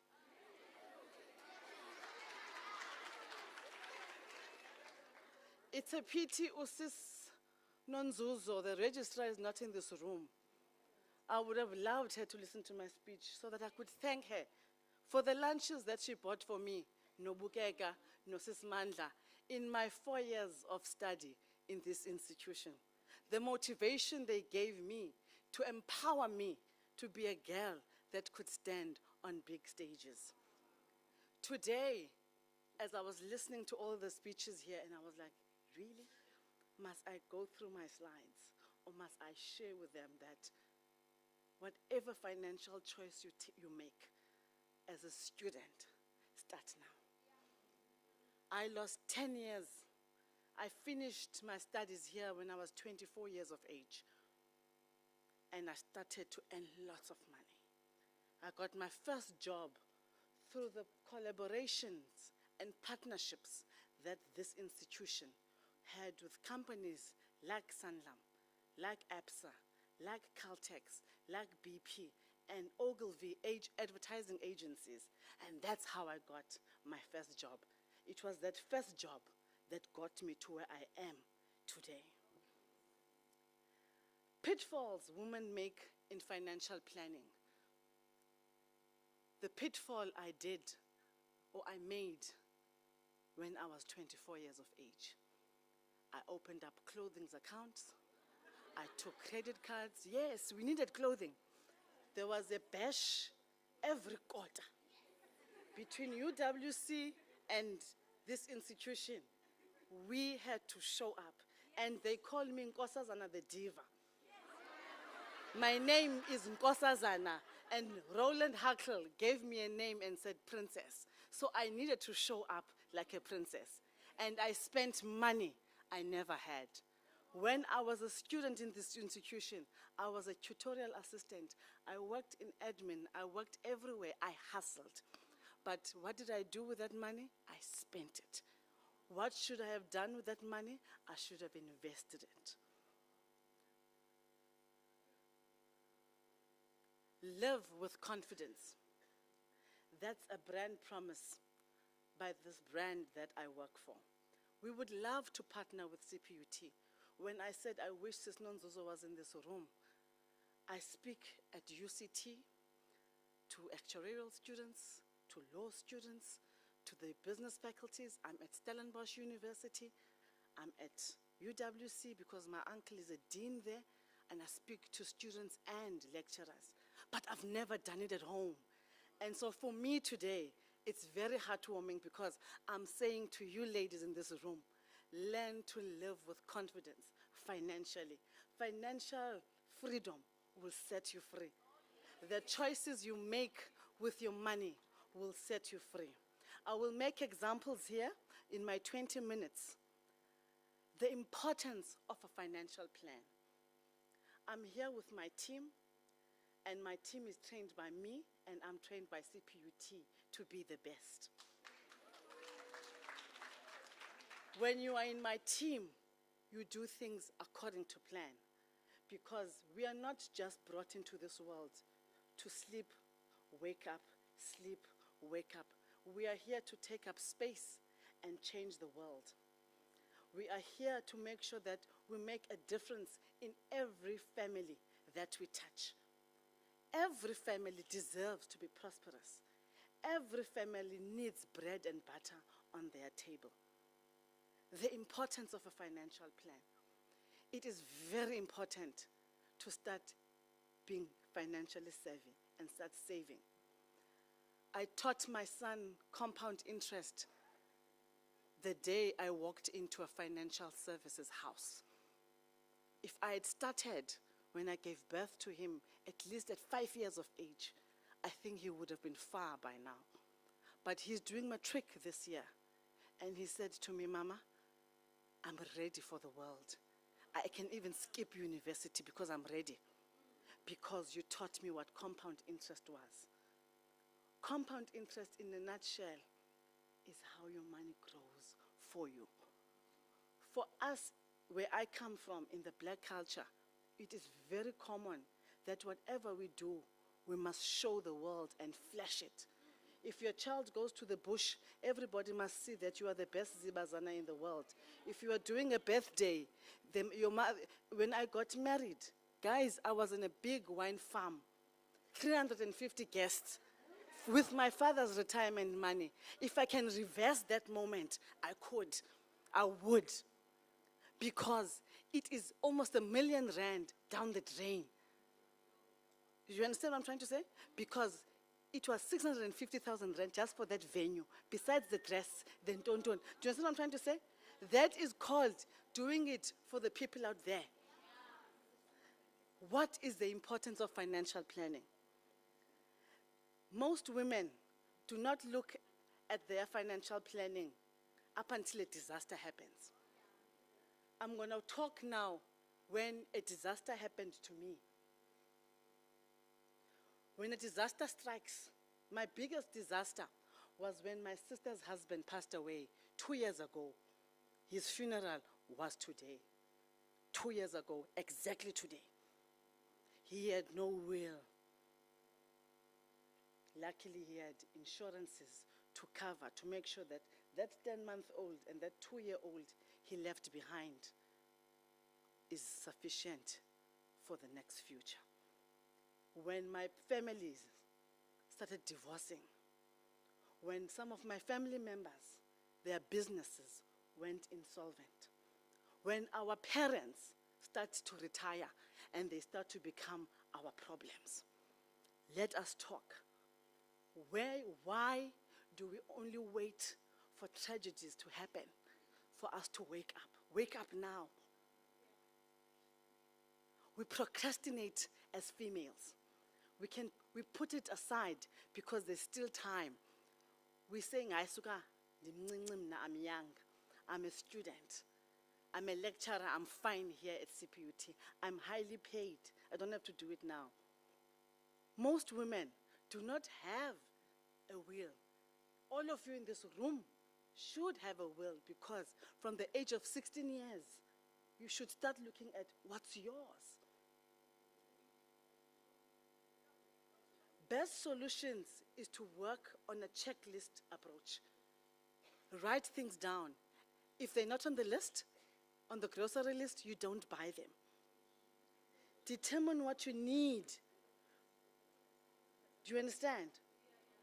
Women, we love tasks, because when we accomplish a big task, we feel good. Write that task down. My second boss, or line manager, said to me, Zana, you a Christian? I said, yes. And she said, what is it that you want in life? I said, I want a handsome husband that can provide for me, and I want 2 or 3 beautiful kids. And this is how I want my daughter to be. And that's exactly what God gave me. So that was a task written down, ticked, and accomplished for me. What are your tasks? In life, we all go through life stages. You were born, you crawled, you walked, went to creche, went to primary school, went to high school, now you are at university, or you are working at this institution. Let me start here. We all started working. Or we are about to start working. Because you cannot be in this room. We are all going to be employed. When we are employed, we are going to make the right financial choices. You're going to buy that car, because that car must take you to work. You are going to buy that house because you'll need shelter. You're not going to rent. You are going to get married, and you are going to understand what your marital contract is going to be, not in community of property. Find out what are marital regimes. I need you ladies to be, I need you to take charge. I'm not saying you must lead the household, to also take charge. It's going to be a 50-50 when you get to this stage. Because remember, your parents have brought you here to study. Eventually, they will want to see you build your own families in whatever way you're going to build your families. You're going to have kids if you want to have kids. You're going to buy a house, like I said. Your kids will need to go to school. You will need to start saving for that. You'll get married. You must start saving for it if you are going to do it. Unforeseen medical expenses to the CPUT employees. Eventually, all that we do every day when we start working, it's to get to retirement age. A topic for another day. Where does the money go? Let's face reality. It goes into your bank account, it pays debts, your insurances, your household expenses, your children's expenses for those that are parents in the room and that are employed now. Ladies and gents, supporting for parents and relatives. I'm going to touch on black tax in another slide. I've put this guy here because today I've got a sick baby, but my husband is looking after Baba. That's when they say you take charge. I told him, I must come to speak to young people. I'm not going to, I almost missed today, ask Zikon. But when you have no budget, when you don't know what to do with your budget, you make the wrong choices. Have a budget. When you have that budget, add everything that's an income. If you're selling, you're doing marketing and selling these products, that's also part of income. If you have a bond that you're paying, but somebody else is paying for it, your rental of the other property that you have Those that are employed, that's also income. Side hustles, that's also income. Add all of that up. Deduct all your expenses, everything, to the last cent. The £2 you give your child to go and buy lollipop. Pay yourself. Employees, pay yourself, reward yourself for jumping out of bed to be excited to be here every day. Include the small stuff. The daily cup of tea you have at Vida, that's expensive. Balapa, Mazingen. Your parking tickets, add it all there. Stick to your budget. If it's not included in the budget, we do not afford it. Don't live beyond your means. Spending plan. Draw up your plan. Commit to your plan. Get your family involved. Talk about it at your dinner table. Compound interest, those topics, your kids must know about it at the dinner table. That's where it says, involve your family. You are unsure, we can help you. My team, which I'm going to bring when I do the gifts, will come up. Feel good about doing all of these things. When you have a proper spending plan, it's going to make you feel good. I'm a proud girl that says, I'm financially savvy. I'm financially free.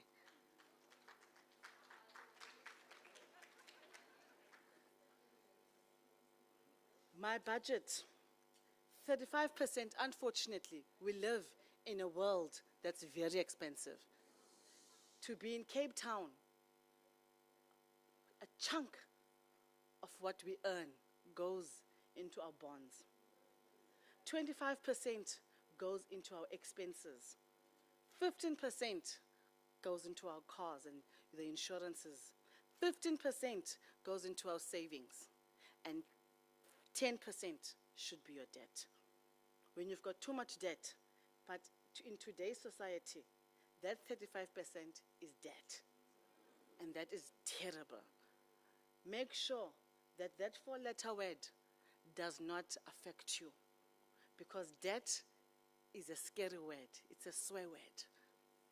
Make sure that before you even hit the road to the students now and start earning lots of money, be financially free, be financially ready for the world. For me, it was my financial planner that helped me buy my house. I lived for over 10 years with my partner in my mother-in-law's house. And I had lots of money to give away to everybody. Up until she said, Aikona, let's sit down. So I regard my financial planner like my gynecologist. I struggled to conceive, and my gynecologist was my best friend for the past 17 years. So I've got 3 beautiful kids, but they came at a struggle. So what did it mean? It meant I visited her every 6 months up until I had my 3rd child, because it was a dream. So what happens down here is between you and God and maybe your doctor. So what I'm trying to say is, finish here, put the boys aside. They will come. There's a time for them. When I was here, I was an activist. I belonged to PASMA, SASCO, all of them, but I was never affiliated. But all of them, I was a member. And none of them can ever claim to have been my boyfriend. But what I'm trying to say is, I had fun when I was studying. I never missed a lecture at CPUT. I was never sick. I would party all weekend at UWC, but on Monday morning, 8:30, I will be in class. Enjoy life. I had a vision. When I walked in here with my father, I told him that I will never fail you. And that's what you must do. Tell yourself that you are not going to fail yourself, you are not going to fail your family, and you are not going to fail your community. black tax.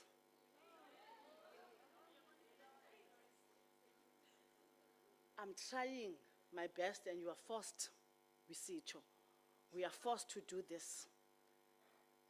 The way we do things, it's called ubuntu. Unfortunately, there's a woman that sold amagwinya, fruit and veg, or whatever, or a domestic worker to make sure that there's money for you to be here, to the students.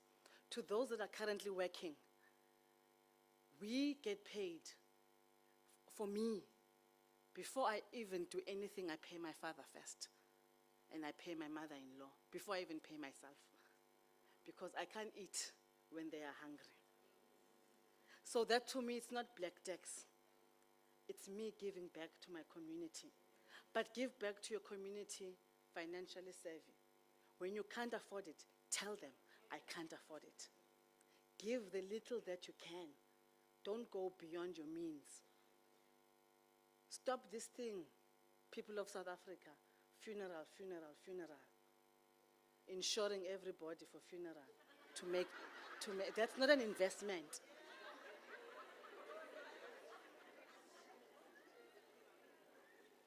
Students have tax-free savings, guys, so that when somebody dies, you take it out of there.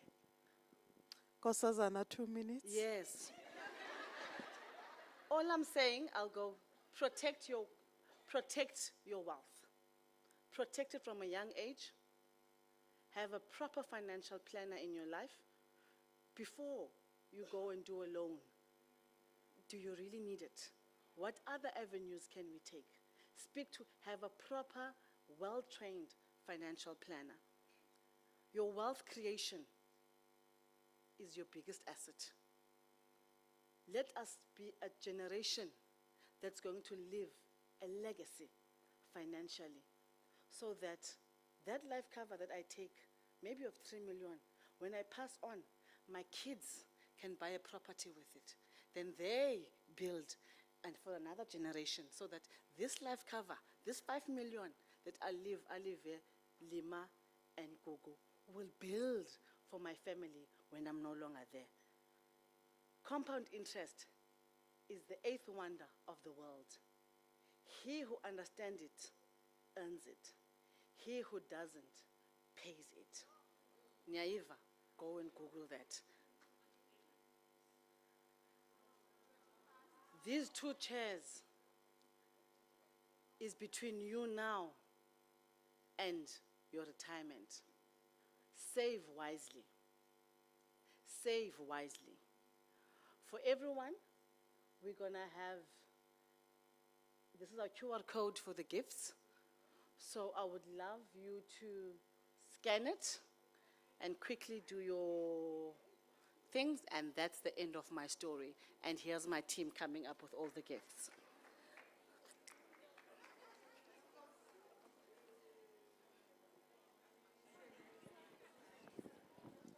A round of applause, please.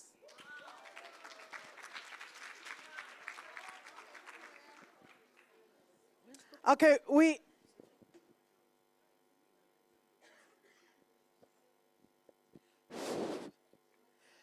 almost at the end. We have Our Lady, thank you very much. I hope you feel financially confident, or you'll start working on your financial confidence. We have some few prizes. Have you scanned the QR code? The more you delay, the longer we remain here. Ne? Done? Do I qualify? Yes, everybody qualifies. So please scan it. Please, everyone is welcome.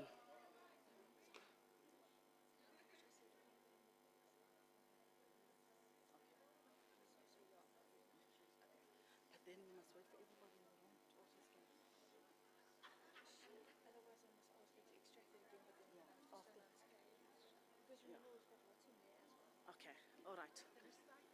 Yeah, okay, we can start now. What I'm going to do is fortunately, some of the people filled in our lead forms as well.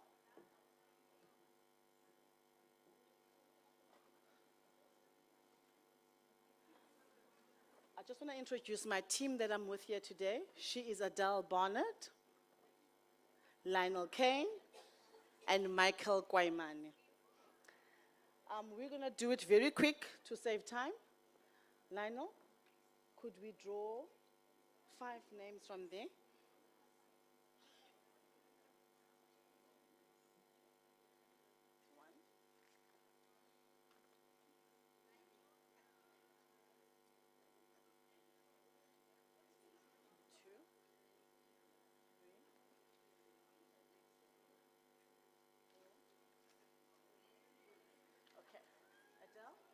Quickly. Okay, we're gonna do also, we've just done a quick one. Your phone. Yeah.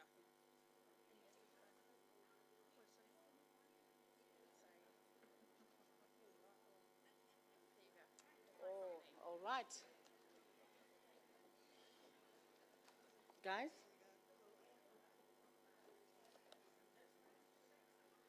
All right. Our first winner is Tepang Sebasa, I think.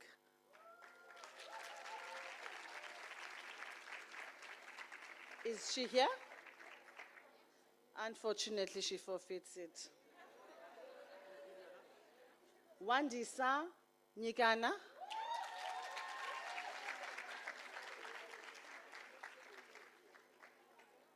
Nomfundo Simelane. Is Nomfundo here? Okay. And then I've got Dudu Mdagane.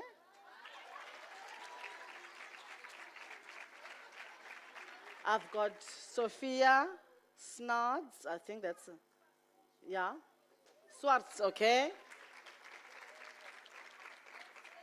And I've got, I can't read this name. I think it's Aransa, it's Joanne Aransa. Not here. Unfortunately, she forfeits. One more. All right, the last winner in the leads form is Amanda Mulana. All right. My tally has been done for the first 5 that was done. I've got Zintle Tafeni. I've got Khoto Kobeko, I think. Are they here? Okay, we'll throw another name. I've got Buntle Patience Mukwena.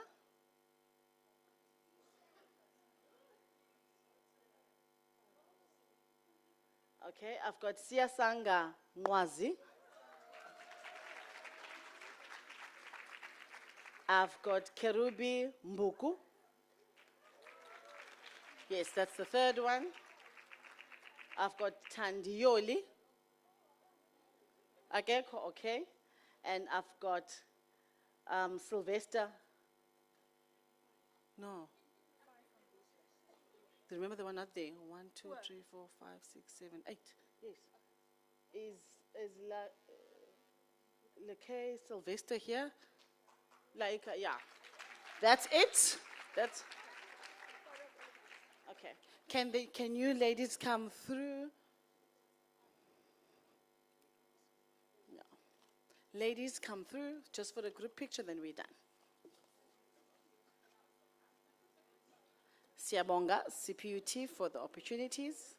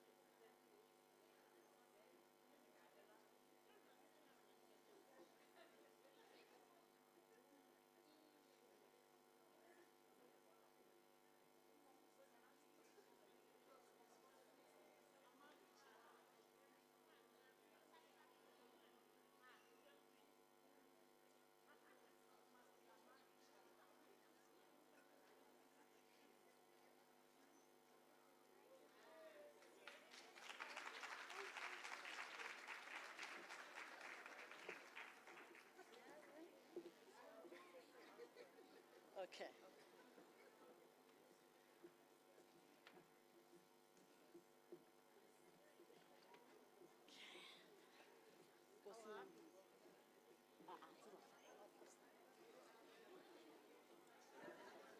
A round of applause.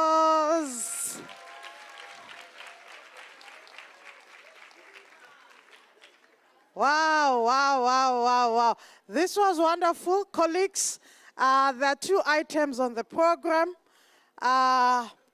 There's a vote of thanks that needs to be done. And then also there's a Q&A. And my host is saying Q&A, no? So a vote of thanks, I think we need to do that before we go and indulge ourselves with lunch. Lunch will be served at the, let me get the right specs.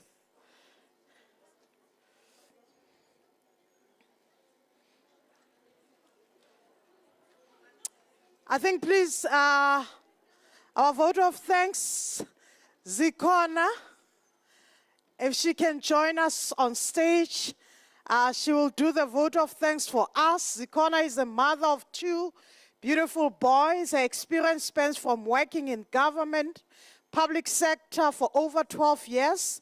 She currently fulfills the role of the stream coordinator for monitoring and evaluation. Her experience is in employee health and wellness field, transformation, gender and diversity, program management and monitoring. Her qualification includes a BA in social science, welfare, postgraduate diploma in children and families, an honors in psychology, and is currently studying her master's degree in women and gender study.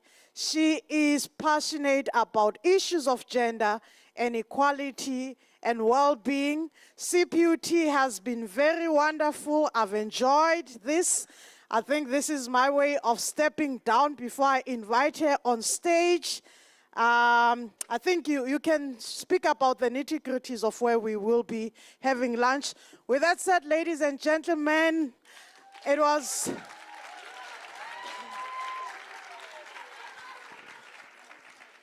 Thank you with my duality as a speaker and facilitator. Thank you. Thank you, Brightness.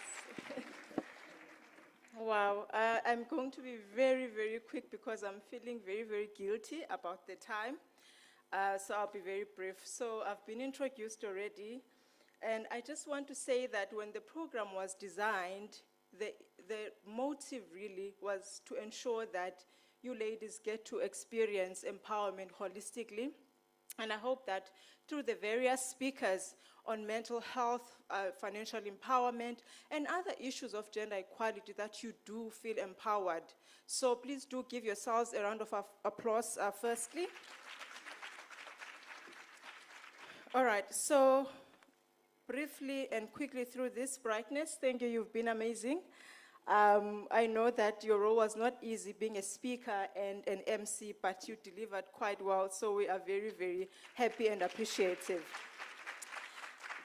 In her absence, I'd like to thank Prof. Hayeswema for being here. I know she has a very, very busy schedule, but also in her speech, Prof highlighted to us, the challenges that we face as women, but also through her poem, she also highlighted the beauty that we hold and the power that we possess as women. So I thought that was profound. And also, Brightness, your view on coaching, I found the intersectionality part quite enlightening, because often coaching is done using a blanket approach. So the intersectionality part is quite refreshing for me. Thank you for that. Ms. Dwane, you really spoke on a topic that is often, as Brightness called it, the elephant in the room. We need to speak about mental health. It affects all of us. And we need to ensure that we are educated and that we are aware of what mental well-being is, and so that we are able to relate better to other people. SCORE, as we affectionately call you, thank you for reminding us again that policy, there's power in policy, but there is power in implementing policy. I think that is enough said. So we need to implement our policies to ensure that our institutions run like well-oiled machines. And I love the take on that women need to be empowered, not from a point of that something is lacking, but from a point of, helping them to advance themselves in life. Xoli, I also found your narrative on creating your own table so empowering. So thank you for sharing and inviting us in your passion for climate change and the difference that you are making for young girls. It's really commendable. And also, Mam Nonkosi, thank you for, opening your door. I really loved the way you started the conversation and citing, communicating the open door policy. It is so important for all the young women here at CPUT and those that identify as the LGBTQI+ communities. I know that you also have a very, very busy schedule, so we're grateful that you could make it, Mama. I think the recommendations of the task team are well received, and I think they are on point. And Elisa, I shed a tear when you spoke. Thank you for your infectious spirit and your passion for women's rights and issues that affect women, and being a sister, to other students. Lynn, you highlighted the role of your unit so well. And I think the work that you guys do is often unrecognized. So we appreciate what you do as the advancement unit. Zana, sure, a ball of energy, passion for this institution, but also passion for what you do. You really spoke to all things finance, so thanks for that. Lastly, our sponsors and our partners.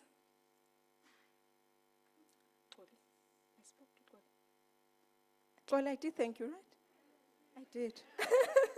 Our sponsors and partners, thank you very much. Our Human Capital Department, the Wellness Specialist, we worked very closely for this event, the Advancement Office for the contributions, and Sanlam also for the contributions. The collaboration is appreciated. Internally, we really would like to thank our marketing division, MCD, IDFM, Campus Security, EMS, and all our service providers that are here today, including those that are doing screenings.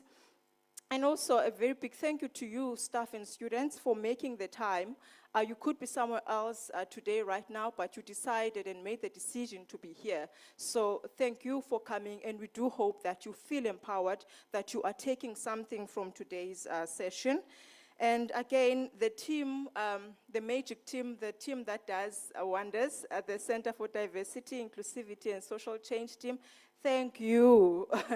I remember we left last night, I think it was dark and there was no one on campus preparing for this event. So your passion is really commendable. Thank you, team. And so just a few announcements. There's an evaluation form that we are going to send to you. I do, so my role is monitoring and evaluation, so please do complete those forms. Just to give us feedback on the event, we appreciate the feedback. Breast screening is still available for those who would like to do the clinical breast examination. Lunch is at the major sports hall, which is as you come out, so it's the door that is right opposite. Colleagues, if I have forgotten anyone, please do forgive me. But thank you to all of you for coming today. And I would like to end with a quick quote from Michelle Obama. She says, "Women and girls can do whatever they want.